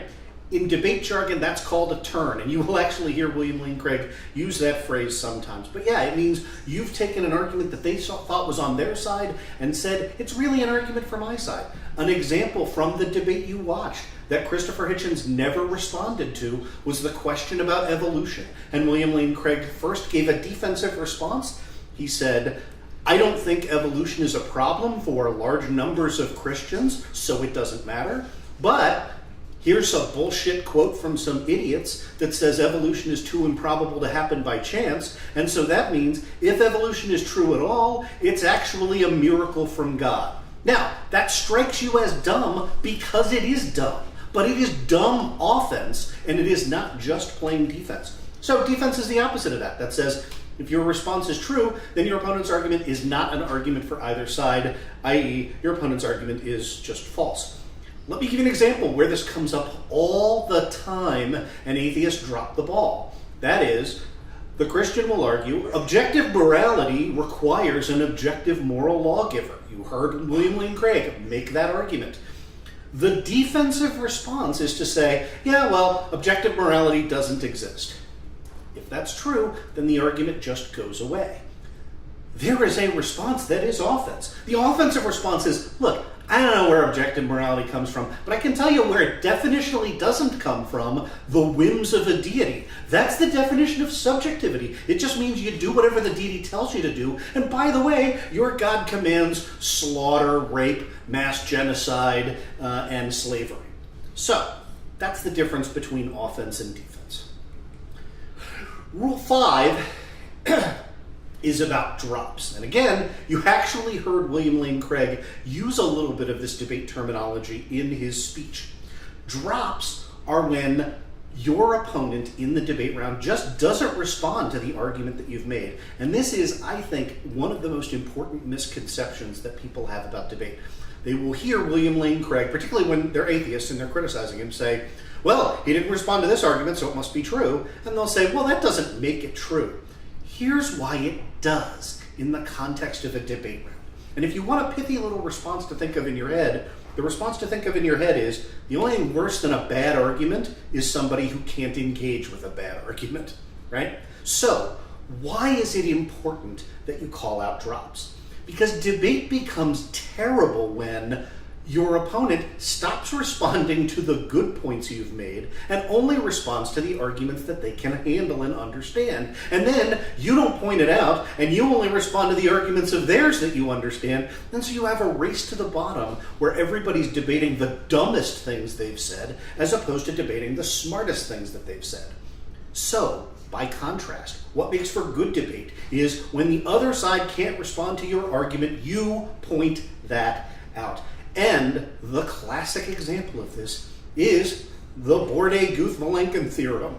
For about a decade, William Lane Craig just would quote something that he called the Bourdieu-Guth-Vilenkin theorem, which he said proved that on average any inflationary universe must have begun at a particular point in space-time, and therefore that necessitated a god. And for a decade, atheists who debated him would just, pretend like he didn't say that. Or they would give a dumb response, but they wouldn't engage with, 3 prominent physicists have said God exists. That seems like maybe a point you should talk about. Until this guy came along. This is Sean Carroll, one of the few people to actually kick William Lane Craig's ass in a debate. And you know what he did? He called up Arvin Board, Alexander Vilenkin, and Alan Guth. And he said, hey man, does your argument mean that Jesus exists and made the universe? And those physicists were like, dear fucking God, no. Someone is saying that? Are you kidding me? And so, here's what Sean Carroll got Alexander Vilenkin to actually put in print. Quote, what causes the universe to pop out of nothing? No cause is needed. If you have a radioactive atom, it will decay, and quantum mechanics gives the decay probability in any given interval of time, say a minute. There is no reason why the atom decayed at this particular moment and not another. The process is completely random. No cause is needed for the quantum creation of the universe. Now, this is lovely. You heard Heath giggle. This is the point. If you give every terrible fucking atheist who got their ass kicked by William Lane Craig a pass for not responding to the Bourdieu-Guth-Vilenkin theorem, you do not incentivize the creation of this particular quotation. It is only because atheists were going around going, we seem to be getting our ass kicked by a used car salesman, that somebody went out and found the answer and brought in a real expert. And that's real debate. It increased our knowledge. It made us better at arguing because we conceded we have to respond to things. So, drops are bad. Don't do them. Call them out. The final rule for tonight, one that I realize is a little bit rich coming from me, that is word economy. Look, I got these segments into 10 minutes. That's a challenge. That's why I've been working on it all goddamn week. Okay? I want to point out to you, word economy is important whether you're in a formal debate or an informal debate or filing legal papers. Word economy is your time limit, your page limit, or just the fact of you can't talk for twice as often as your opponent in an informal debate. And even if you don't care about any of that, people's attention spans are limited. And so they run out of time to listen to your shit. So pull out that pin from session 1. Remember I told you, write your stuff down, practice it, edit it up? Yeah, do that. you can shorten your phrases in such a way that you're making much more arguments than you think you are. Let's compare William Lane Craig to Christopher Hitchens in this debate. William Lane Craig spent 30 seconds on introductory bullshit, the Hello Cleveland stuff, 6:30 on his first argument, 5 minutes on his second, 2:30 on his third, 3:30 on his fourth, 1:45 on his fifth, not really an argument, and 30 seconds to frame the debate at the end. Came in at 20 minutes, 10 seconds, used the grace period, tight argument. Christopher Hitchens, on the other hand, spent a minute on introductory banter, then another minute saying stuff that I don't know how to categorize, then 6:15 making that evolution argument, then 6:45 making his second sort of conjunction of arguments, and then 5 minutes on the third argument in which he ran out of time. I want you to look at these numbers. Even the bullshit Hello Cleveland, William Lane Craig was twice as efficient as Christopher Hitchens. That's that's such a pleasure to be here at Biola University. And so as a result, when you do like I do, and you take notes of every argument that was made in this debate, it took 126 lines for me to flow the arguments that came out of William Lane Craig's mouth. It took me 65 lines to flow them from Christopher Hitchens. We had 5 arguments plus an offensive turn from William Lane Craig. We had 2 arguments plus defensive responses from Christopher Hitchens. William Lane Craig cited 13 authorities in his opening speech alone. Christopher Hitchens cited 1. You can't win under those conditions. Everything comes down to this final bit of analysis here, which is think about what you're saying, refine what you're saying, say it in the most pointed way possible, and that gives you a puncher's chance when you're going up against somebody who knows how to debate. And congratulations. We follow these 6 rules, and you are now a master debater. Woo!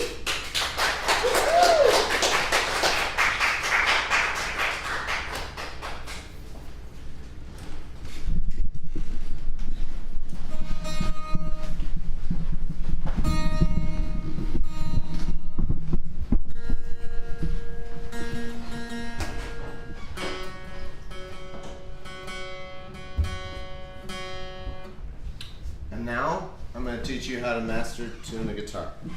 Buy a tuner and do what it says.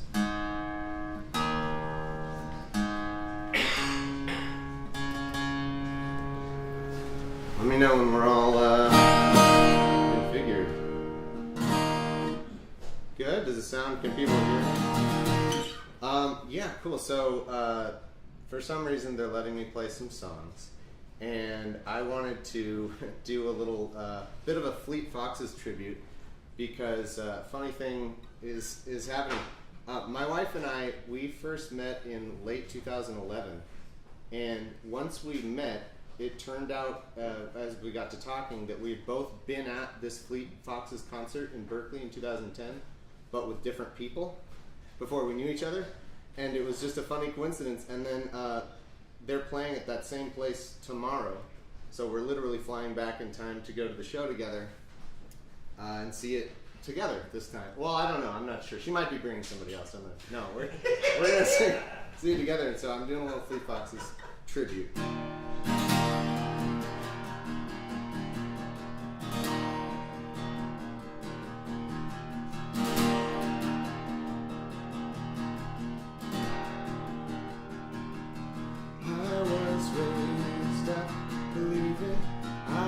Somehow unique, like a snowflake, distinct among snowflakes, unique in each way you can see. And now I'm doing some thinking. I'd say I'd rather be a functioning cog in some great machinery, serving something beyond me. But I don't know what that would be. Gonna get back to you someday, so we'll see.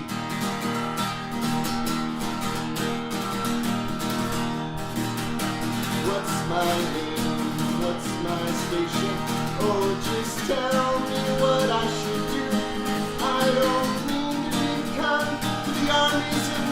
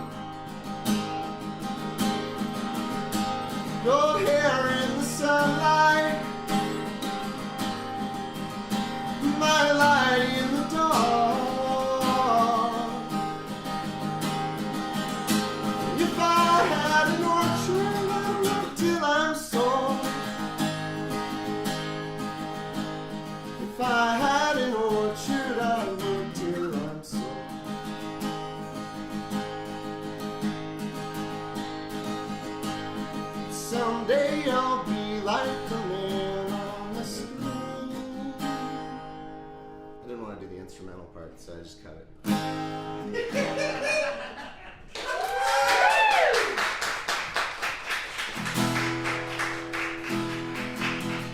I was following the eye, was following the eye, was following the eye, was following the eye, was following the pack, was swallowing the clothes, with stars of red tied round their throats to keep their little heads from falling in the snow.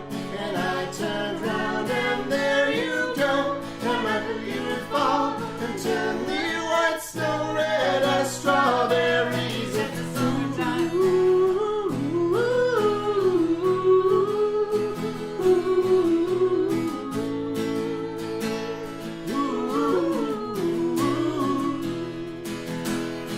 I was following the path, all small in their coats, with scarves of red tied round their throats to keep their little heads from falling in the snow. And I turned round and there you go, and Michael, you would fall and turn the white snow red as strawberries.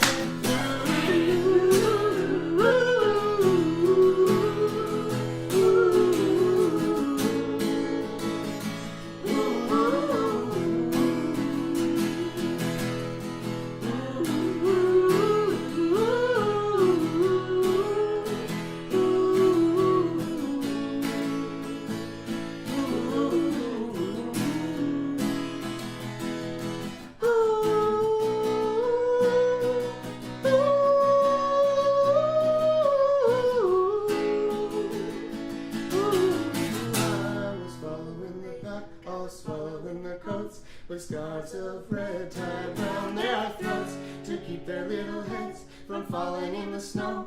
And I turned round and there you go, and Michael, you would fall and turn the white snow red as strawberries in summertime.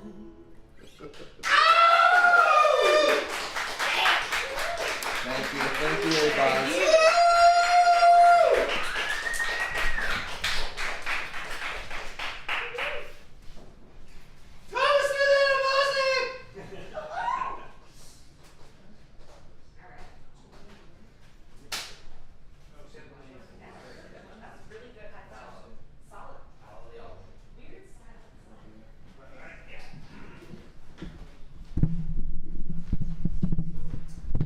Hello. I didn't see you there. Did we do that bit yet? No, we have not. Oh, nice. Excellent. I got to do that bit. So now it's time for some more Beat That. And our first activity is going to be flickingly accurate. Lay the tape measure out and place a ball at the start. You have 3 attempts to flick the ball so that it stops between 3 and 4 feet, which I have marked out with those 2 cards just there. All right. You gotta flick it, roll it, stop And it between the cards. ping pong ball has to stop between these 2 cards. Exactly. Does on the card count? No, it's No, between 3 and 4. 36. So None of the ball can be on the card. It's actually on the opposite side. Yeah, you're. No, but I mean like relative to so like Yeah, everybody's in on Same it. as All right, okay, go. All right, I will go first to demonstrate how not to do it. 3 attempts. 3 attempts? just to be clear, 100% of all has to be between and not touching. Yes, man. Stop between those. Yes. Between those, yeah, those cards are just indicators for the audience. Those are out of bounds. The Indicators, cards not are out of indicators. bounds. Yes, the cards are just It's between indicators. 36 and 48 inches. Inclusive. Yeah. Okay, that's one. Thank you. Cool. That's what not to do. If this table isn't That's balanced one. right, this isn't impossible. And this table is not balanced. It's pretty much, This it's pretty table's much not balanced, impossible. Well, this is the rest of the string. If it doesn't work with the ball, you've got the crokinole thing Ow. will stop. Wow, that does How many tries do you get? That's not a bad idea. That's actually a good idea. 3 tries for everybody might be a little much on this. We could all do 2. Oh.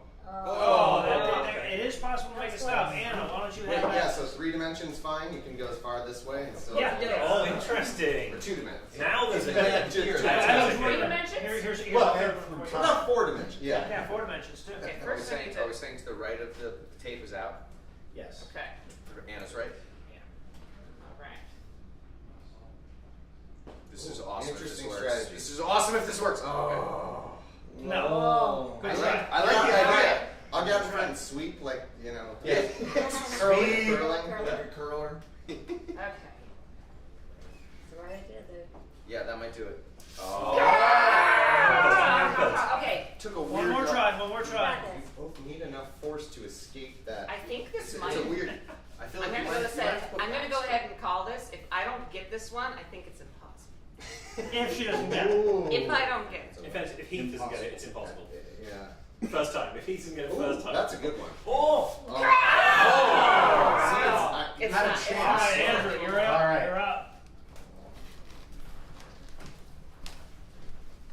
All of us are gonna fail. It's a flick. Oh yeah. This is Oh, just this is just half terrible, the flick? terrible. Yeah, you have to flick.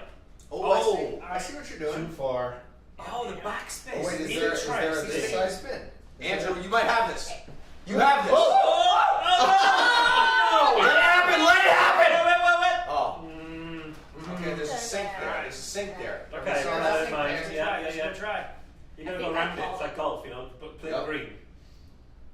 Get there. Oh, hello. Okay. Shot. He's got a shot. It's Okay. gotta All right, escape no, that. he showed you how it was done. Tell Yeah. us. Is there a left side boundary? Is what I. No, at the edge of the Because I may need to play the green. It may Yeah, yeah. it's, All right, so inbounds is this. Yeah, I think you gotta play. I think you gotta play. Nice. No, And that's that goes western to the Pacific You Ocean. gotta play the green a little bit. I think. Manifest destiny. Okay, maybe. Hello. Oh, now Oh, that this- side goes that way. Too much. Oh, This is just. No, that No, is that's very strong. absolutely the correct That is play. very strong. It's absolutely the correct. play. But if you go too. Yeah. I mean, Yeah. I think I'm with Anna. It's not possible. Really. I think you're right. Which makes this a really weird. No, thing. look. Oh, hold on. Oh. What the? Okay. Let it happen. Let it happen. So, Cheat. That was not meant to There's be a illegal. black hole in the center of this table. Yeah. Like a very small one. There's no He way was to only do it. mad because he thought of that and he was That hoping was that none of us genius. would have thought. Exactly. yeah, no, this is good. I would have picked yours up too. No, There it's has to be it someone cannot be on the done. line. Physically impossible. Eli, you got this? Yeah. Or do you already win? Yeah. Nicola, you up? You just did that. Go on. I wasn't listening to what the rules are though. Just Alright. flick it between the two The cards. rules are failure. Yeah. It's impossible. We're in agreement that I'm winning this impossible game. Yeah, so far. So far. Yeah. Remember that. You have to flick it Yeah. to stop between 36 and 48 inches. Almost do an impossible thing to get. Oh, Now, she's if- lining it up. Okay. Hang on, She hang might on. do this metric. She's got So Just has to stop Yeah. anywhere in this area. You've got this So it's whole between rectangle. 7 stone and 50 kelvins. right, exactly. You got this whole rectangle here. This is part of your target area that I'm mapping out over here. This is I thought it had to. No, just anything. Anywhere Line. from here. Yeah. this is the win that I'm aiming for. I actually. That's think the that right might idea. be It's right. not bad. It's not bad. Okay. Because mine went. Yeah, this Yeah. is But this went is where it's there and then at. it went back. So it's, This is the sink. I'm going to this right here. God, this is pure concentration for the throb. Oh, that was See, very well, good. Alright. the weight was perfect. Yeah. The throp is a sweet name. Oh yeah, absolutely. Yeah. I have surname throb. Oh. I'm not technically doctor, but I think it's fine. Definite article. Go for it. The throp. Don't tell everyone. Sorry, I thought that was like a It's British only a term for matter of flicking public something. record. Oh right, no, she's done the throb. It's Absolutely. a very Drop it. Drop it like it's hot. Wait. I'm never coming back. We get that a lot. Unless this one works, and then you will. I quit the United States. So You'll be a much dick better. just to Hi. get there. Alright, There's a nice Lucinda. technique. And the beat. You got any games that aren't stupid? Yeah, I just probably want this not to. I'll tell you what, let's narrow this down to 2 because we don't have much time left, and we'll get a non-stupid game in. Heath hasn't tried yet. I know. We gotta Yeah, see. yeah, We gotta see. I will be taking 3 shots if I need it. Ooh, interesting strategy. Lucinda. Alright, That would be cool. That would have been Try very again. cool. Stay on the table first. Doesn't strike me as particularly interesting for the viewers at home. This is fascinating. Yes. Ooh, Yes. Hold on. Too Oh. much, too much. Oh! Little There was too a much. lot of That was a Alright, moment. Heath, you up? I'll Mark, mark Mark, it. Mark. Watch, yeah. It won't take you long to fail, don't worry. Alright, fail quickly. Fail Okay. quickly. If you're gonna fail, fail quickly. Tim's in my pocket. He'll tell Quick me. That's- game's a good game. Quick That's game's a good game. the best advice I ever got on artistic adventures. Ooh, hold on. Uh-oh. Hold on. Oh, Get that. Hold on. That's the game. Wait. Yes. Oh, Absolutely. If you have the chance to do it, you can, Can do you do it it in one. 0? Yeah, you Yeah, gotta okay. beat me, I'm afraid. You I can just do did. it in 1. Heath will walk up, drop it. Oh my God. and it lands This is on the it's worst 0. case scenario for Heath. If I do it to the right of Marcia's, does that win? No. No. I would give I you a don't gentleman's yes. victory. I actually vote yes. I'll give you a gentleman's I victory. don't. No, if It'll be a if tie, you guys but both have to I'll try it tip at my the hat same off. time. Then we go to overtime. And Yeah, the viewers do not want us to go to overtime. we do that after the stream. Don't ends. worry, it won't. We're not. Yeah. Oh! That was better. That was closer to the middle. That was much better. It was. That's a win. It was definitely Yes! the middle. All right. Face! Face! Wait, hold on. Did it end up there? No, I Oh. won't. That'd be really funny. It was the wind from Yes, the celebrate. side. Yes, Which you was- can't. yeah. All I right. don't know how you did So, that. That was incredible. Eli, do we have one that'll go real quick? No. No? Okay. What about the Well, there blinky you one? I have think it. the Blink blinky one? Yeah. All okay. right. We got time for that. This is called Blink Off. Oh, God. Oh shit. I'm gonna count down. 3, 2, 1, go. The last player to blink is the winner. Oh. Blowing. I'm out. Blowing is allowed. All players must start with their eyes open. I forget. First This of all, is a very Keith is using COVID-safe, chemical warfare in this particular. All players must start with their eyes open. So I'm going to count down 3, 2, 1, and then everyone's eyes are open. Question. Okay. Yeah. Is a wink a blink? Yes. Yes, it is. Of course You can't it is, just man. coordinate Watering your it wings. on. That's the That's rest what I was gonna You do. can't do lateral, That's lateral exactly what blinking. I was gonna do too. Syncopated No. blinking. Just still. You thought that the game was just to sit there doing this for the rest of the evening? Until we all have seizures. Yeah, and we have to play this one the way it's meant to be played. I know, it's straight away. Eyes won't be able to closed. do it. Question: am I allowed to use my hands? No. No. On Absolutely your not. eyes Hey, or mine? if you're not going to play this the way it's intended, we can That's just all go right. ahead and stop playing. No. No, let's stop it. That's fine. That's fine. Let's stop playing because I was asking a question. All right. Ready? Eyes closed. Everybody, eyes closed. Yeah. Keith. I start with eyes closed. I'm going to be Yeah. first one Oh. out. Because it's the first I have person laser to play. surgery. My eyes are so Wait. dry. Oh, you have to keep it closed. Oh, really? No. We're fucked. You have to keep them open. Let's But maybe start. we can start crying. You and I will have like the And Paralympics then you're gonna say version one, of two, this. go. That's like, okay, we're And not- then I If we're open. all talking at the same time, the audience can't. And hear then us. I'll. That's true. So you're gonna say 1, 2, 3, go, and then I'm gonna open my eyes Yes. Keep them open. and keep them open. Yes. On goal, not on 3. All right. I closed them. All right. On 4. Okay. And just to clarify, because this I didn't clarify this explicitly, you cannot use your hands to make other people blink. Blowing is allowed. That is all. All right. Blowing okay. Into their eyes. Yeah. Got No, it. I mean, Or- if you want to do any of the type of blowing, it is allowed. Thank But you. That's what we it are says being live on the streamed. card. Okay. How did you like the Puzzle in a Thunderstorm Pajama Party? It was weird. He blew everybody up. With his eyes open the whole time. And then they came onto his open eyes. You didn't think of Which that. ironically made him blink. Yeah. They're stuck open now. All right. Everybody ready? Yes. 3, 2, 1, go. Okay. Oh, they've already been open so long. Yeah, They've already been open I so long. blinked instantly. Oh, I blinked on opening. I think I'm. Wow. What is blinking? Have I already blinked? I actually don't remember. Oh, I blinked? that is gone. Yeah. You didn't go offensive. I've done it. You You didn't listen to glasses Andrew. on. You go defense and Oh, I'm offense. done. Oh, I can't. Lucinda, I Andrew can't blinked. Andrew blinked. I saw the blink. All right. Keep one. I guess. Yeah, of course he did. Of course he did. Yep. All right. Well, You then just beat that's- everyone in the audience. The height advantage. Why was nobody else? Oh yeah, the air's thinner. It's Yeah, not as- absolutely. Right, yeah, It's because everybody else different was up actually just trying to. We were cowering in terror from you. Figure out how the game would work out. It's like, do you All know right. when combat juggling first started, and it was like really, really elegant, and people would like go for clubs and do tricks. They're back. Yeah, they're Oh, back. when combat juggling first started, people would like do tricks to knock other clubs out, and then people were just like, "But I could also just hit Steve super fucking hard." Nobody did that right away. So Noah's face wasn't the camera this whole time. That's interesting. Shit. All right. Eli 100% forgot there was a camera there. He was just going back to the room. Yeah. What's next? What's next? We're going over to Noah, it looks like. Beat that. Oh, fuck, Mary, kill. Okay, who's in this? Noah, who do you want for fuck, Mary, kill? We need everybody for that one. All right, Okay, everybody in for fuck, marry, kill. Come on.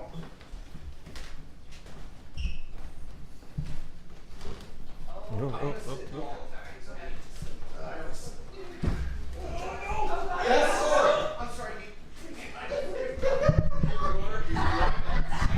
I love you.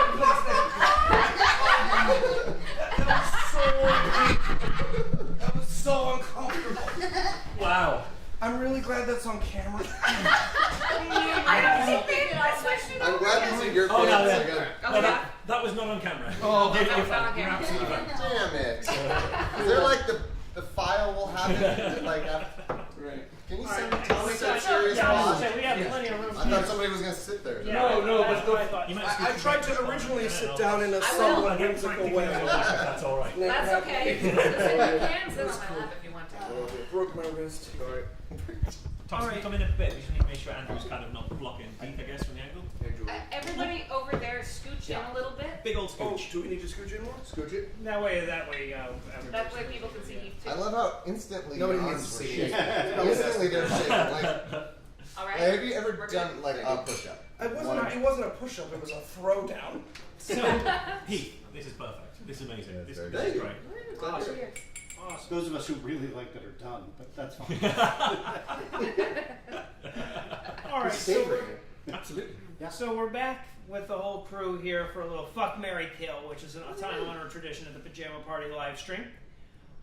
We've done a few of these in the past. We've asked the listeners to send in some stuff. Now, I've got a bunch of them here. We had one good one for everybody. Honestly, there was no names attached to these. I think Tim might have wrote these himself. Ooh. So I think these might be coming directly from Tim. If not, he can Conspiracy message me and theory. tell me who I should credit. So we're going to start with Thomas. Thomas, fuck, marry, kill. Simpel Cindy. Where?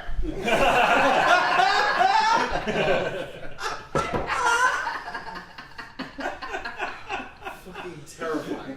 Wait, it gets worse. Mac from Mac and Me. Or a third party. But she's not here though. She's not here. Allegedly. Did she type this? Did she ask it? I don't know. I don't even. So the game is fucking kill, fucking kill, fucking kill, right? So it's all three. It is. Fucking kill them to death. What's the third one? All right. The Let's third say- one was a third party voter. Oh, okay. This is easy. Yeah, okay. Oh. I guarantee you could find a hot third party. Let's be clear. They're available. So there's somewhere I'll find that one, and I'll fuck that one. I'm gonna kill Simpal Cindy because the universe might collapse if I don't. Like that entity can't exist. It's the Stranger Things 2 monster. Yeah. And then I guess that means I have to marry Mac, which I mean, just the electric finger thing. That's probably this one. I will make Yeah. use of that. I Yeah. will make use of that. And Okay. catering the ceremony be easy, just a lot of M&Ms, dead easy to do. Alright, cheap, you gotta think about When that. you marry the person in this game, do you not have sex with them because it's Ooh, that's a good No, point. I feel like you did. No. it's both for it's I feel really like it's fuck, kinda fuck, up to marry. them. Wait, Yeah. another Fuck, question. marry, kill. Do I benefit from the product placement dollars of my Oh, your betrothed? spouse. You Yeah, know, right. the wedding's gonna be sponsored by I mean, that's lots fair. of major. Right, I things. feel like you'd be McDonald's. inheriting debt. Oh, You love Yeah. it. done. I solved that one. Big Perfect. man. I love that the subtle message behind Heath's question was he has no fucking idea how marriage works. But then after the ring day, you have to stay in separate bedrooms, right? So speaking of which, Heath, fuck, marry, kill. This is a good one. Dr. Oz, Herschel Walker, Sarah Huckabee Sanders. Oh, God damn it. Okay, you killed Dr. Oz. 100%. Really? Yeah. Okay. I'm not fucking Sarah Huckabee Sanders for the story. Well, of I fucking just course I am. obviously. And I'm did marrying that. Herschel Oh my Walker. God, you guys would make the same sounds. Wouldn't you?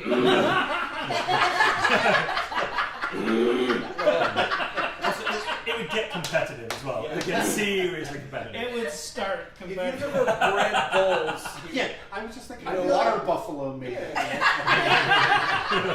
Herschel have Walker's read got those. money. I'm married. He's got money still, right? Yeah, no, He's got NFL money. No, and for sure. AFL If you money. divide any amount of money by the number of And kids some he has. XFL money. Yeah, XFL. No, I'm And marrying. personality. Yeah, that's final answer. I'm marrying Herschel All right. Walker, Wow.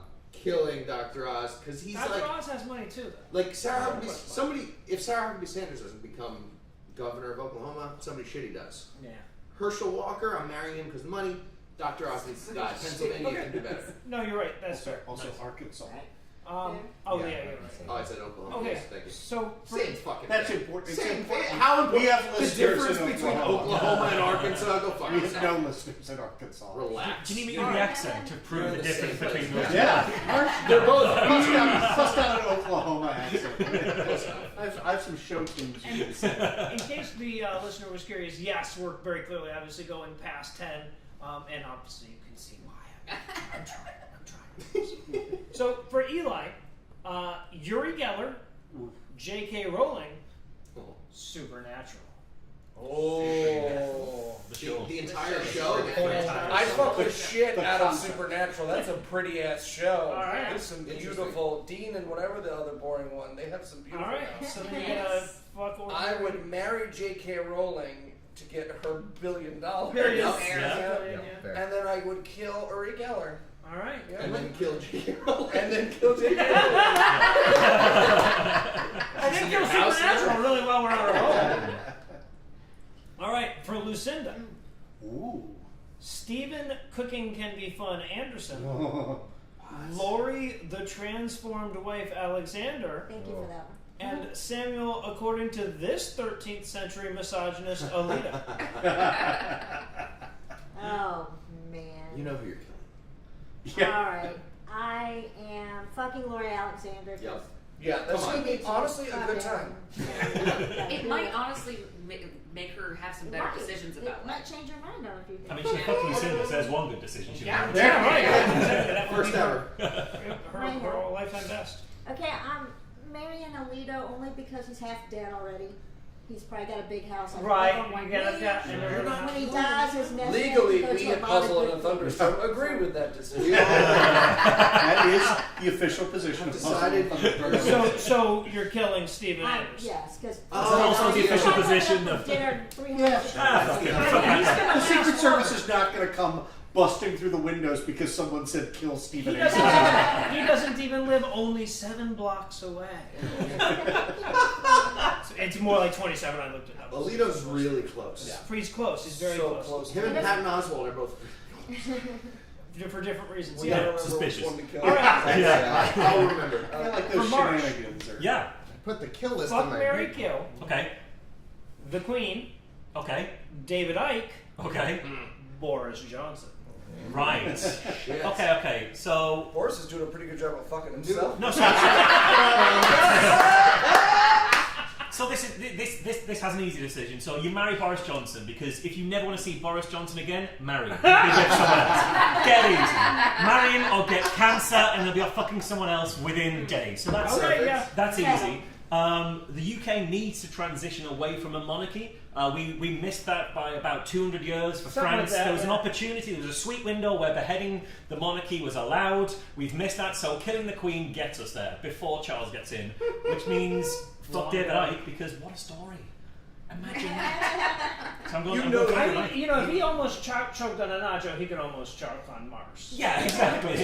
I don't know. If you kill who's is Charles king if you kill the Queen? Yeah, King Charles III. Yeah. King Charles III. Yeah, Is that yeah. good or bad, or does that not fucking matter at all? 'Cause it's Essentially, everybody will say, "Oh, we don't want Charles as king. We should go to William." And at which point we say, "Well, how about we widen the choices than that and change the title?" And at this point, we're then a So republic. you could be king? I could be king. I could be king. Marsh for Marsh king. for king. Yeah. All we have to do is kill the Queen Kill the of Queen. England. And you know, this whole pretext, this whole idea. I'm not doesn't bard work in the United Kingdom. because we all so it know the doesn't Queen's matter. dead. The Queen's Yeah, been dead she's for been like dead. fucking months. Oh, We I saw the love- CGI, the Platinum Bernie's Jubilee. I love It's the idea really of lovely. fucking David Icke because, like, right when he's close, you know, you can just be like, "I'm one of them," and then just pretend you're like the And then he lizard goes person. extra. That doesn't shoot off the fire. And then you pretend nothing happened. He's like, "What was that?" You're like, "What? What are you talking You about?" absolutely know he insists on you wearing a lizard. The lizard. mask. Absolutely, he does. Or he's wearing the someone's Well, somebody. wearing the We're all lizard. wearing a lizard mask. There are lizard. All right, we've got 3 more here. For Andrew, Fuck, Mary, Kill, the Federalist Society, oh shit, all. Alan Dershowitz, Bill Barr. Oh. So, Bill Barr has been incredibly useful right now, and I feel like he's grifted a fair amount out of the Trump administration. So I'm going to marry Bill Barr. 100%. Yeah. Excellent. And we'll spoon in bed and You could be talk one of about those like the fight golden couples. era. Yeah. You know, just be like, tell me again about hanging out with Dick Cheney. And it'll be And fantastic. give the Conways a run for their money with the Twitter. Yeah. But like, what did you want to say about the Mueller report? If I give you some documents, can you omit knots from them? All right. It's my birthday. Then That's it. that's my safe word. Yeah. And I think it's fuck Alan Dershowitz because fuck Alan Dershowitz. Yeah, right. And that leaves killing the entire Federalist Society, which I will point out is only being said here for humor purposes. Remind me And why puzzle you never because it will be because really It'd be when really they're dead, funny. yeah. It'd be really funny to kill them. Yeah, absolutely. It will be funny when they're killed. All right. God, LL Bean would go to business. It'd be easier than packing the court, that's for sure. I like their slippers. So many. All right. clothes Get Joe go Manchin to so- sign on to killing them. Joe, So do you know how many Federalist Society members are anti-fracking? So I got one for Anna here. Fuck, marry, kill. Ukulele, fiddle, violin. Wow. Well, fiddle and violin are the same thing. So I'm just going to assume you mean the music you would play that is Yeah. associated with violin. So classical music as opposed to fiddle music. I would kill classical music because I can't live without the other two. I'd fuck the ukulele and I'd marry my true love, which is fiddle music. I'm sorry, Charles, but you know this. That's No, he knew that going in. I think it was his question. Good answer, and you like fix their question. And there's more than one patron right now who's taking that tiny clip of you going, I'd fuck a ukulele, and it's just going to like play that on The continuous first- loop for the rest of their The first lives. pajama party I had to say I'd fuck a banana, so you know. Oh, well, there you go. That was. Now you Spliced- got it again. You're Spliced welcome. back and forth. Yeah, you that just room is changed that just, guy's it looks like a already. sick 12-year-old in there. There's Kleenexes everywhere, socks stuck together. We could share an OnlyFans. All right. So for. Do you think that would make Anna's Oh my income gosh, go how up great or would down? that be? Yeah, you got a 50-50 chance of it being Eli or Like you handle the messages or what? Yeah. OnlyFans roulette, that's a Yeah. business model. That is exclusive property of Puzzle and a Thunderstorm LLC. Done. Watch out, it's mostly just going to be me fingering a ukulele. So Yeah. All right, and then the last one was for me. Fuck, marry, kill. The TSA, the Enterprise car rental guy, or Exit 94B. Oh, God. Maybe for me. You've already fucked Exit 9. You've already Yeah. had that. I would. And you've already killed someone with the TSA. All right, yeah, no, I would kill Exit 94B. I would fuck the TSA, which means the Enterprise car rental guy is going to be opening his own goddamn bills from now on. It'll make more sense that way. All right, so thank you everybody who submitted some Fuck, Marry, Kill questions. We had a bunch of them, way more than we could use. We're already over time, of course, but we obviously cannot get out of this night without turning to our resident magician and wizardry expert, Eli Bosnick, for a little magic. I think we reached that Take off your shirt! All right. Let's go over to this camera over here. goal.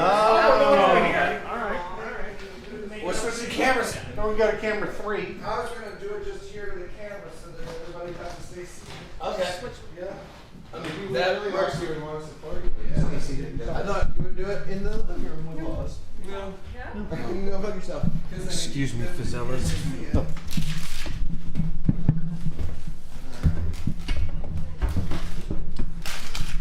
You know, when you fuck the TSA, if you do it in the body scanner, that would be a cool. That'd be cool. form, Yeah, that don't you you could think? actually see the moment. Yeah. Yeah, I like that. Okay. I don't think semen shows up on those scanners. How do you know? You don't know that. Because I've watched my bag travel through. And they don't start screaming. All right. We're we're going to do a very simple trick because we are running fast on time. We're going to do something very simple. We're going to need the 4 aces to do it. So look, that's 1, 2, 3, 4. That should be all 4 aces. That's the ace of spades, the ace of hearts, the ace of clubs, and the ace of diamonds. What? It's fine. I impressed myself. That's all that matters. I was impressed by that. It's fine. You're not watching. It's okay. I'm not Heath. I don't need people to constantly cheer for me as I do my tiny tricks. Yes, I do. All right, so we're going to have 3 cards chosen. If someone at home while you're watching YouTube could just say stop. What's that? Oh, stop. Okay. Look at that card. Remember the card. You guys, I'm going to guess all these at the end. It's really cool. I'm telling you. You're going to be really impressed. Remember that one too? All right. Oh, 2 5s so far. It's going to be easy for me to remember. And then this one here. Remember that last one? That's the not. Okay, I was about to do a magic trick on myself there. All right. We'll take these cards and we're going to use not my hands, but the 4 aces to try to find them. So here we go. The 4 aces. Nothing in between them. Will you examine the aces at home? You can't because you're on the other side of the screen. My art form died during the pandemic. It's fun. So watch. We're going to take these aces. Art form, no? Okay, yeah, that's fair. Art. No, it's fair. During is also doing a lot Yeah, of work. exactly. Yeah. So we're going to take the 4 aces right here. We're going to lay them out like so. All we do is give a little wave and a blow, and one of them vanishes into the deck looking for your cards. Ooh, that's fine. No. Validation for Eli. I'm not a Heath. I don't need it. Watch. We'll do it again. We just push. And a second card vanishes. Yes. This time only 1 card will cover. You actually get to see the moment where it vanishes, leaving just the ace of diamonds behind. I call this one milk chocolatey goodness. Don't blink if you're at home, and don't rewind and watch this later because it vanishes from the top. That last ace is completely gone. But look now, inside the deck. Inside the deck.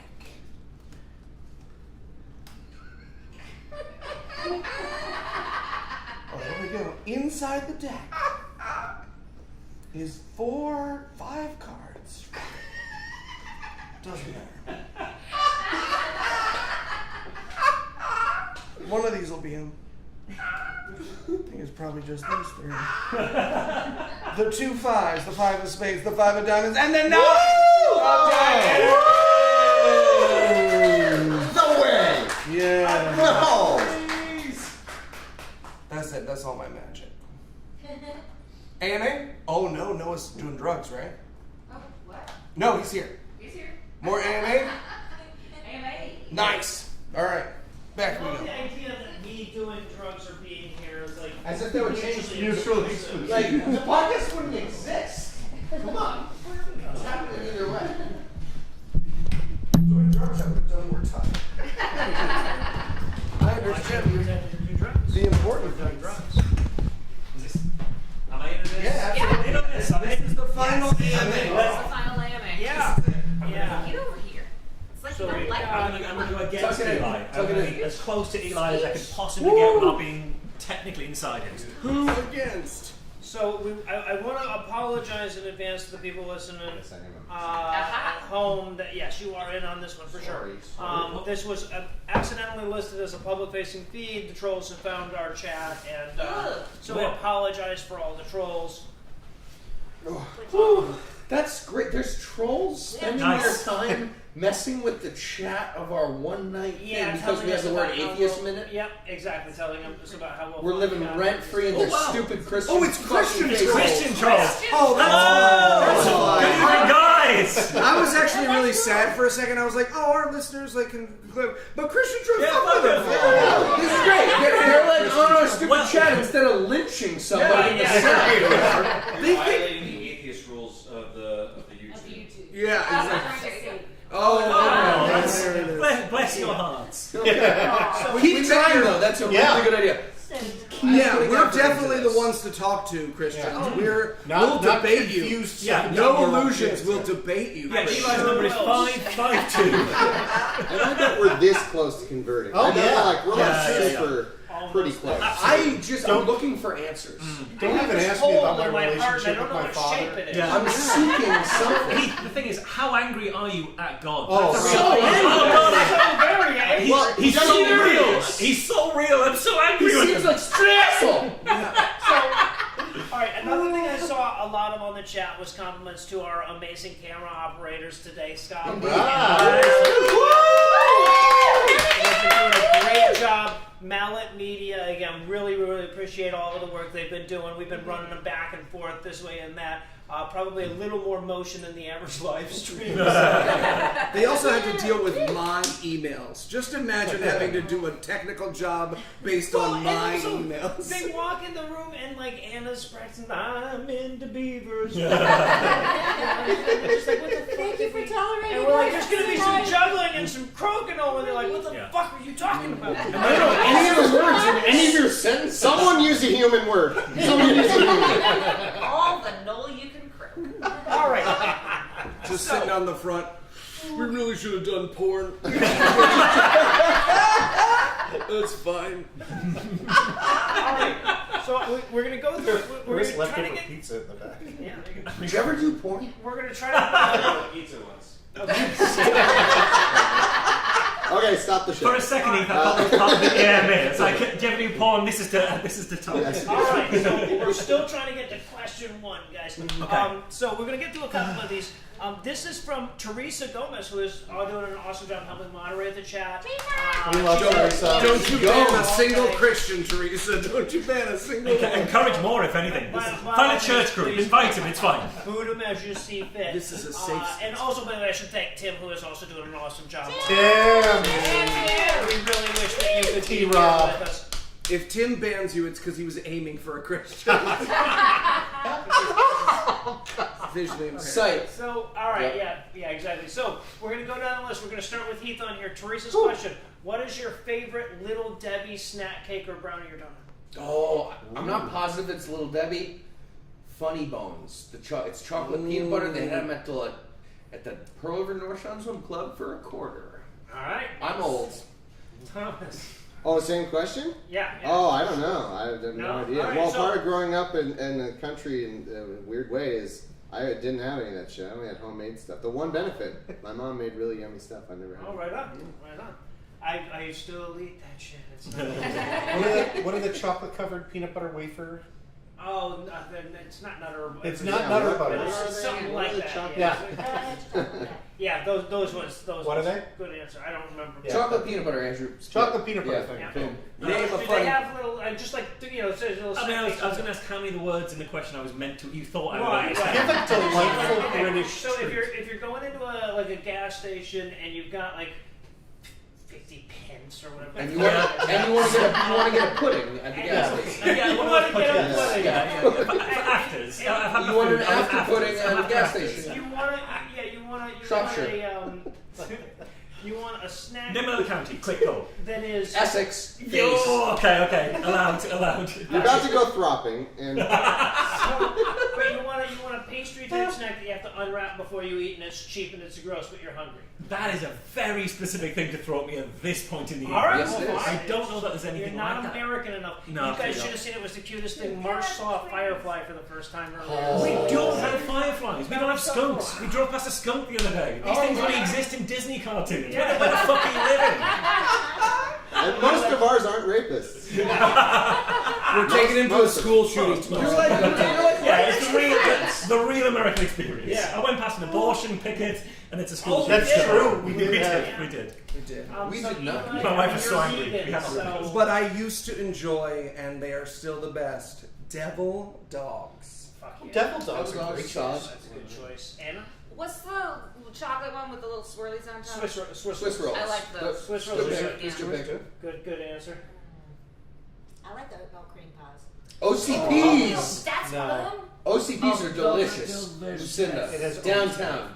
The correct answer is zebra cakes, but no one got the But correct thanks for answer. playing. We were looking Oh, I for didn't know there was So we all got no points. Okay. No points. Yeah. Not everything has to be an individual competition. No, you Yes, said Sometimes it can be just You hanging out with said- friends. So yeah, you switch every child. All right, so we're gonna go this way. this time, and just anybody who has an answer can feel free to chime in if you don't have one. No worries. Who was it who asked? Asexual asshole. No, I'm sorry. Magnus the Great Dane asks, "What is the silliest thing that you've ever been zucked for on social media?" So, there's a VR game called Swarm that I play, and I'm very good at Swarm. Some might say I'm the best in the goddamn world at Swarm. And so one of our listeners was like, my 7-year-old loves Swarm. And I said, I would kick your 7-year-old's ass at Swarm. And I got zucked for that. That was like a 7-day ban on that one. Love that. I threatened a child. I've never been zucked. And anybody else have a good zuck? I always I deserve it. have 2 Zuck stories. Oh, do you? The one I deserved it for was I used the construction. It's very popular only in my household and the neighboring environs, but I said I would murder a hobo for. It's just a thing we would say. Right, yeah. The other was I got zucked 4 years later for a comment on a thread in which I posted the Loverboy Get Lucky album, which features red leather pants, and he's holding his fingers crossed behind his backside. It is a perfectly PG album cover. I had given it as a suggestion to what to play, and obviously Loverboy Get Lucky, and I got banned for like a week. Yeah, for Loverboy. Are there Was still it just for bad music taste, though, maybe? I don't think there are still homos. No, they're not, because of his household. Because He of- murders the I mean, whole he murders them. Yeah. Okay. All right, Jesus. Anybody else? That's great. Never been zucked. Let's not dig into All right, Eli's. so- That's 100% not dig into Eli. Oh, this is an interesting one. This one is from Asexual Asshole. Potatoes are wonderfully versatile. What is the superior potato product? Okay, I think there's a right answer to this, so I'm going last. It's just in case Okay. you All guys. right, You so don't we're going to use the start right with answer. Andrew, and we're going to go. We're going to go Thomas wise. Well, I already told March the correct answer. Oh, that's just Heston Blumenthal's 3-day French fries made out of those. Paris Piper potatoes. That sounds. Very involved. You go to his restaurant, you get 5. That's it. Wow. Okay. All right. That's Did a you really make us any potato product at the LA live show? Yeah, I made mashed potatoes. We'll say that. Whatever one Andrew made. Andrew's mashed. Do you keep the skins in? No. What? Exactly. It's not the right answer. Exactly. Nope. It can't be the right answer. Man, this is gonna be Skins hard in. on our relationship, but that's wrong. Skins in for mashed potatoes. Ooh, no. But the answer for me is twice baked potatoes loaded with all the stuff. Twice baked. Okay. Marsh, do you eat a potato by just taking a bite out of it? Absolutely, yeah. There's no point peeling it. Like It's an such a apple. waste. Marsh eats a kiwi like an apple. It's Finally. insane. Finally. It's Crazy. fine. We're coming out with it. I gotta say, They can't stop you. You're allowed to do it's it. so crazy. It's been lovely hanging out with Marsh, but watching him eat a kiwi and with the skin on was nuts. Was fucking awful. It's absolutely fine. If he had turned out to be like hitting Nicola, I would have been more comfortable than as he just gently pulled the top of a hobbit's foot off into his mouth and threw it away. You don't know you're alive until you've just gone straight into a kiwi. None of this. Oh, I need a knife. I need a spoon. I need a napkin. I need someone to serve it to me under a cloche. No, just pick the fucking fruit up and eat it. That's what fruit is. All right. The furrier, the better. Get a soft kiwi spoon. A spoon's all right. What's your favorite potatoes? Vodka. That's a good answer. That is a great That's answer. a really good answer. That is waffle fries. Okay, good. Waffles. Mashed skins in any form you can do. Skins it so in. well. Thank Skins you. in. Always Just wrong. skins in. So Obviously. so That's And where a the basket. flavor is. All right. Potatoes gratin. Cut them in little circles. It's a good answer. Then you With the cheese. fry them with butter. Scallop? I Scallop think- potatoes? I Yeah. almost said There's a scalloped highbrow and potatoes. lowbrow answer that I think are equally as good as you. The lowbrow is a really good roast potato, like really excellently prepared roast potato. It's the best. The highbrow is dauphinoise. How is dauphinoise not come on? Dauphinoise You is said something other amazing. than dauphinoise. Yeah, but What were you? Dolphin, Potato dolphin noir? dauphinoise. It's Dolphin Noir. It's 50% Dolphin potato Noir. and Like, 50% I imagine cheese. Yeah, right, exactly. Smoking a cigarette in the dark alley. Horizontally cooked potato in cheese, baked until it's hard on top. Oh, scalloped So potatoes. or piss. Or Yeah, dry. that is scalloped potatoes. Yeah, you're No, describing. scalloped potatoes. You're describing. Are you saying dolphin? or Dolphin Noir. Dolphin Potato Noir. Dolphin Noir. It's It's not a French quite. dish. It's not quite scalloped potatoes. But it's pretty they're close. adjacent. Yeah, okay. If I anyone think feels we like can all- animating this later, could you do the scene from Chinatown, but it's with dolphins? Yes. It's like, big tough guy. I heard Black Dolphin. I heard Dolphin Noir. I heard in French Black Dolphin. Okay, Dauphin Noir. Yeah, I'm still hearing you it. I'm guys, still hearing it. this is what you get for living so far from friends. Yeah. You get Yeah. divorced from culture. This Fair is enough. the problem with you people. The British. Are that's I know. Notoriously love All this. right, we are equally not in the same continent as France right now. Oh, fuck. Okay, that's rough. That is rough. All right, so we've got time for. I'm going to say 3 more questions because I've got a couple of questions that are for everybody. Oh. I'm going to make this one. This one is actually for everybody except me, Heath, and Eli. Oh. So we'll go alphabetically, starting with Andrew. David Bax asks, for everyone except Heath, Noah, and Eli, you get to choose a GAM movie, secular or normal feed. Which do you review with them? So you have to watch this movie as well. Andrew. All future God's Not Dead movies. I've done 1 and 2 with you, but I think you cheated on me for God's Not Dead 3. So all of the God's Not Dead. What did we do? One was just like Eli. We did with Tom and Cecil. We did. Yeah. Oh, I thought you were going to say Roadhouse. We did 2 and 3 with you. Yeah, that's we what did 2 it and is. We 3 did and not then do 1, 4. yeah. Yeah, that's right. But it's the law is so bad. The people are so bad. And 4 we really could have used it for 4. 4 was a theatrical release for us. Yeah. Oh, that was We the People, right? Yeah. Before? Yeah. That was so stupid. The homeschooling one. All right, Anna, what movie? You know, I love this movie, and I'm sure that I'm wrong about it. So I would say for a secular one, we'd have to do Empire Records because I fucking love that movie so much, and I will not hear anything against it. So you know, That's great to do again. Sugar High from the Roof. Oh, Come on. the best. So good. The statutory Liv rape. Tyler? Love that. What? The super really long she's asking for it statutory rape scene. Yeah, that sure is. It's like all the 90s movies. God damn it. The children's. Lucinda. Time ruins all my stuff. You know, one that might be fun is going back and watching Legend with Babyface Tom Cruise. Oh, it's so good. That's a great answer. Such a good movie. Yeah. Tim Curry's the Excellent. Yeah, I could see doing that. All right. And Marsh, I mean, like, the thing is, most of you have done this, but yeah. Yeah, well, this is the thing. The only answer I've got is the perfect film that I watched with you guys, which was Knowing with Nicolas Cage. Which I watched and got all those, oh, this is quite, oh no, this is quite gam-worthy. Oh no, this is very gam-worthy. Oh fuck, it's like they knew that your podcast existed in the future and therefore made that show, that film. So yeah, Knowing was perfect. Right on. Tyler Gam presents. I'm sure it came out before you guys had a show, but they just knew you guys were going to come. They saw it in the numbers. In the numbers, absolutely. Yeah, a lost boy whispered it in Noah's ear. And Thomas?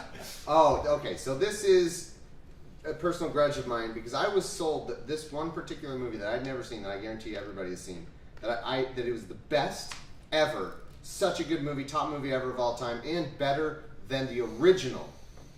And so I finally watched it, and that movie is Aliens, and it sucks.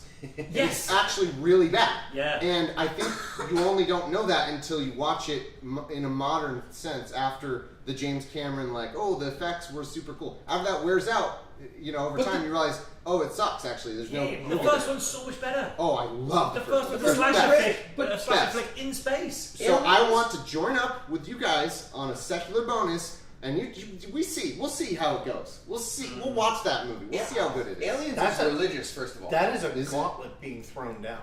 That's a phenomenally good. We need to with the knife and no the good. I have to say, I Let's have do not it. seen it That since it came out, and so I'm So? willing. I'm Take a willing look.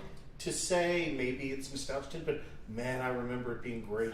The Vasquez characters. Vasquez. It's a sequel only rivaled with Rocky 2 compared to the first Rocky in terms of how it changed what the first one was actually about. The first one In a was good way or a bad way? bad way. Yeah. So, Bad way. here's a The first one story. was Now so we're going to great. make it some commercial bullshit. Yes. Yes, thank you. Except Absolutely. that paved the way for Alright. Rocky 4, which is the apotheosis of all. Eventually. Rocky 2 and 4 were both amazing, and 3. I've often said that if he made Rocky 1 and then died in a plane crash, he'd be looked at as like Oh, the yeah. tragically Yeah, best absolutely. filmmaker of Yeah. all time. Absolutely. Yeah. You're right. It would be Rocky and Coppola or First Blood. Stallone. The yeah. first Rambo, First Blood, on itself is great. Yeah, it's Yep, really and good. then the second one is ridiculous bullshit. Yeah, like with Aliens. All right. So 2 more questions. Lost in the Podcastiverse, and we'll go in reverse alphabetical for this one. Lost in the Podcastiverse asks, how do you want to be remembered in the atheist skeptic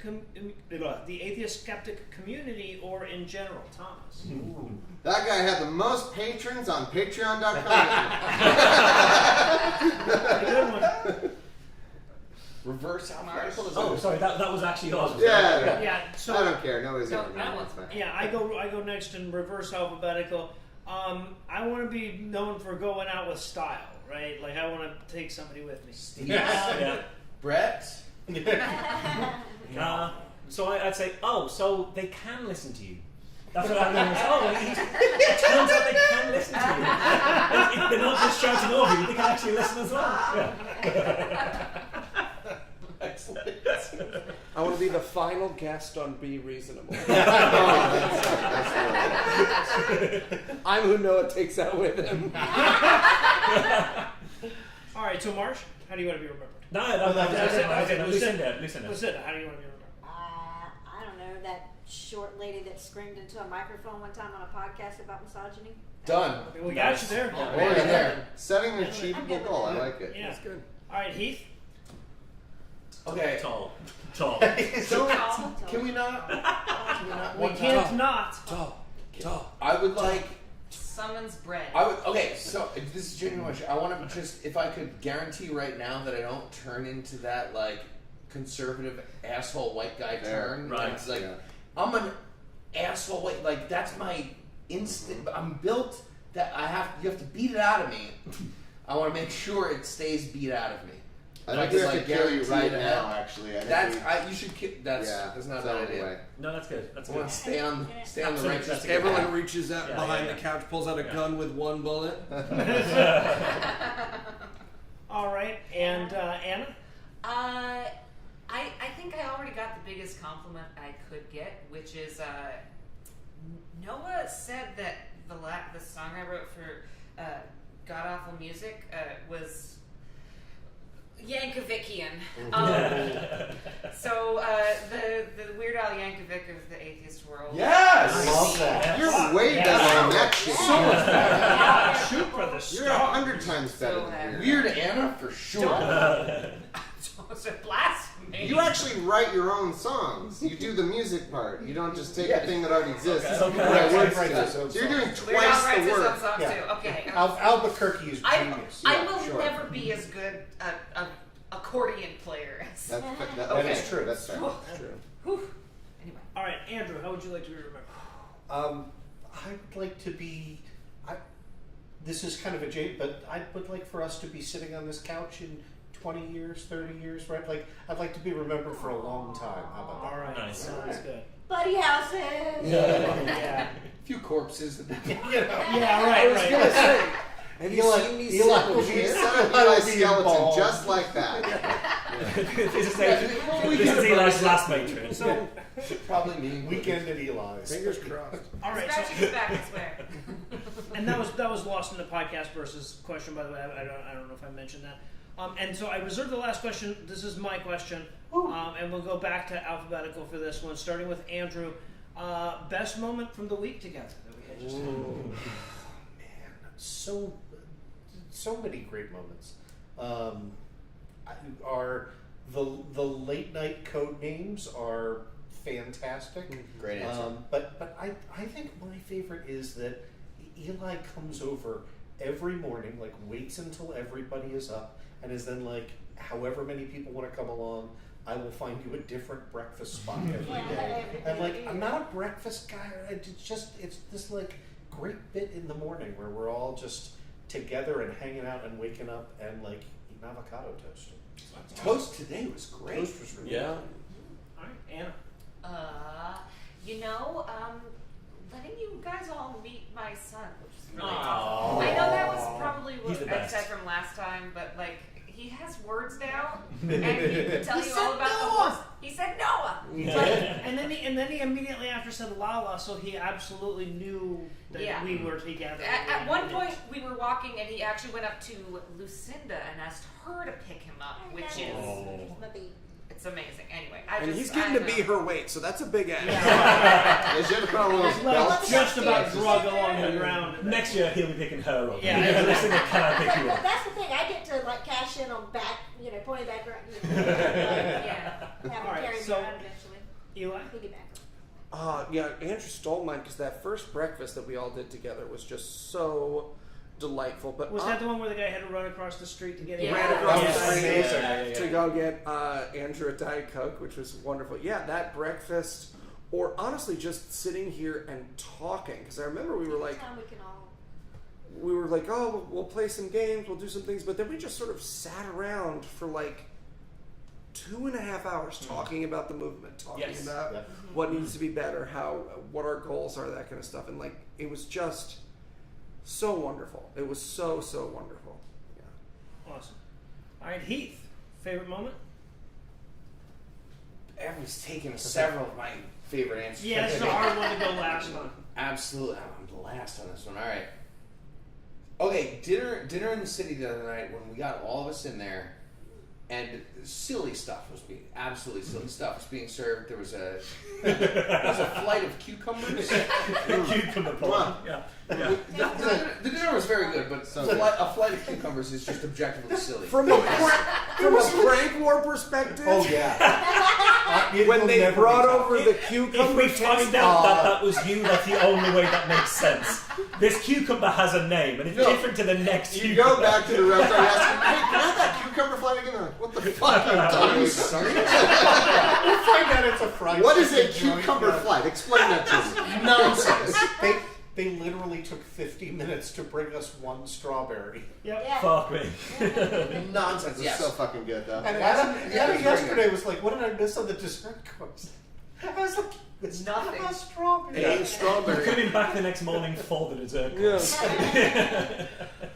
Tons of strawberries, and also some other things that were really good. This is- yogurt. I will not hear this. It was fun because I got to watch Noah and like Noah and Lucinda were watching this happen. They were like, "All right, this is great. This is so much good material. I'm gonna make this so much fun to Eli." But all the rest of us were like, "What the?" It's 6 different. Yeah. Is it a vertical flight of cucumbers by year? Yeah. Oh, What the so good. fuck are you talking The about? cucumbers come out, and you're like, oh, don't embarrass us in front of Noah and Lucinda. Yeah, right. They don't do this very often. You're like, this is going to change to us. They never are able to talk us into going to fancy restaurants with them. So they're like, the one time they're like, no, it's family style, and I think you'll like it. It's more traditional food. And we go in there, and they're just like, and here's your flight of cucumbers, and here's your strawberry. And then right after that, it was right after the fucking cucumbers that they brought out turnips. Yep. They're like, here's a flight There was a of turnip turnips. and radish flight. Yes, Yeah. it was just like, you gotta Flight be of turnips fucking has to be kidding. Mario 2, or I don't want it. That's crazy. All right, Lucinda, do you have a favorite moment? All of them. No, I love it anytime we can get together, especially right now. I needed it. So I appreciate all of you and in all the different ways. And as far as favorite moments, anytime I'm with Max, he's my favorite. Nice. Yeah. As well. But I also had a great time visiting Madge one day when Noah had to go over and record at Eli and Anna's house. And we ran around in circles in the backyard for a really long time. It was great. I had a blast. All right, Marsh. Being here at all has to be my favourite moment, for one, because like the thing I do on the other side of the world, you guys like, yeah, and I'll fly to the fucking other side of the world, come and do it. I'm honoured to be able to do that. So that is amazing. Other than that, any time I've made Heath squeak over the course of the last week has been a really. Anytime I'm just low-key roasting Heath, it's like gentle, So much! subtle way It's that I so can. much. You spent every game of Codenames, just like every 30 seconds, like, asshole. Any game of like Insider. fat face. How do we turn this yes/no question into roasting game? big fan. And then the other one as well is sitting next to Nicola during Codenames, being so fucking proud of how unbelievably good she is. Nicola is freakishly good. Weird to be like, oh, here's a thing that's like 4, and it's like, oh, it's this. It's exactly that. Yeah. Absolutely perfect. She's MVP on it. Yeah, amazing. Lydia's freakishly good at Codenames. Lydia's good at We brought some fucking All right, let's tell them. They're on the professional Codenames national teams. They're meeting for it's an exhibition I match. would watch that as a sport. Yeah, I would too, actually. Especially You guys if- want to play Codenames? Yeah, can we go? It's still going. Is that on? Yeah. Let's just play Codenames. It's gonna be especially if there's with people who don't get Nicola's clues, and then when you don't get it, Nicola then beats the fuck out of me with the clue. Because it's amazing. Paul McCartney, asshole! Obviously, Jet, Paul McCartney. So, sorry, we're almost an hour over the amount of time that we Okay. originally went, so I apologize if I'm cutting you off here, but mine is actually my favorite memory, because Heath already took the cucumber one. My favorite memory actually happens tomorrow, when we go to a... When I leave. I'm leaving in 5 minutes. Yeah, exactly. We come the fuck out of here. No, so we may or may not be going to an underground weed-infused restaurant where they serve all weed food and you can smoke while you eat, and Andrew may or may not be going with us. So that is my favorite moment. Just imagine from the our turnips time. they're going to serve So, you. yeah, I'll take a cucumber flight from those. Yeah, whatever they want. Tomorrow, when Andrew just tweets, "Why do we have hands and pictures of him crying?" Like, why are there so many of them? All right, and Thomas. Oh, mine's got to be when we were golfing and that guy asked us which side of COVID we were on. That was last year. That's still better than sorry. I apologize to all you guys. I watched the delightful Thomas Smith, happiest man in the world. We're playing golf. You're never happier than we're playing golf. Yeah, that was so good. This guy was like, "So COVID, right? Which side?" No, he said pro or con. Pro, literally pro or con, and I watched This is a Thomas What do you mean by pro? glaze COVID? over and is start right. reaching for what I believe to be a firearm. But my real answer is that I finally got to bring Lydia along with us, and she is so good at Codenames. I'm glad to Infuriating. show her off for her immense talent in Codenames. Awesome. Well, again, thanks to everybody who came out and hung out with us for the live stream. Thanks to everybody who submitted a question. Apologies to everybody whose question we didn't get to. Thanks again to Scott and Montana from Mallet Media for helping us out tonight. Thanks to Tim and Teresa for helping us out moderating the chat. And thanks to everybody else who put up with the trolls. The trolls did get pretty bad at one point. At least one point. That's the only point that I actually saw. So they may have been bad all night. But we did save one more thing that we really wanted to do for you. Anna, as you can see, still has her ukulele. Oh, there it is. Yes. There is one last song to play. And it might just be a part for all of us. All right. Oh, sorry. Forgot what key was this is in. Yeah. Whenever there's injustice across this mighty land, Yes. it's up to folks like you and me to stop and take a stand. Yeah, if you're straining for freedom, let's try something new. We already tried option 1, and we got go number 2. Go take a public shit in Oxford, Alabama. Go ahead and do it. Cover the streets in poo. Go take a public shit in Oxford, Alabama. 'Cause if you're gonna shit on us, we'll shit on you. So hit up a Chipotle and order extra guac. Go find President Steve Waiting at a crack to his front box. He's dead now. 'Cause if you wanna act like they're the bad guys from Footloose, you shouldn't turn the other cheek. You should drop the public deuce and take a public shit in Oxford, Alabama. Go ahead and do it. Cover the streets in poo. Go take a public shit in Oxford, Alabama. 'Cause if you're gonna shit on us, we'll shit on you. Start that.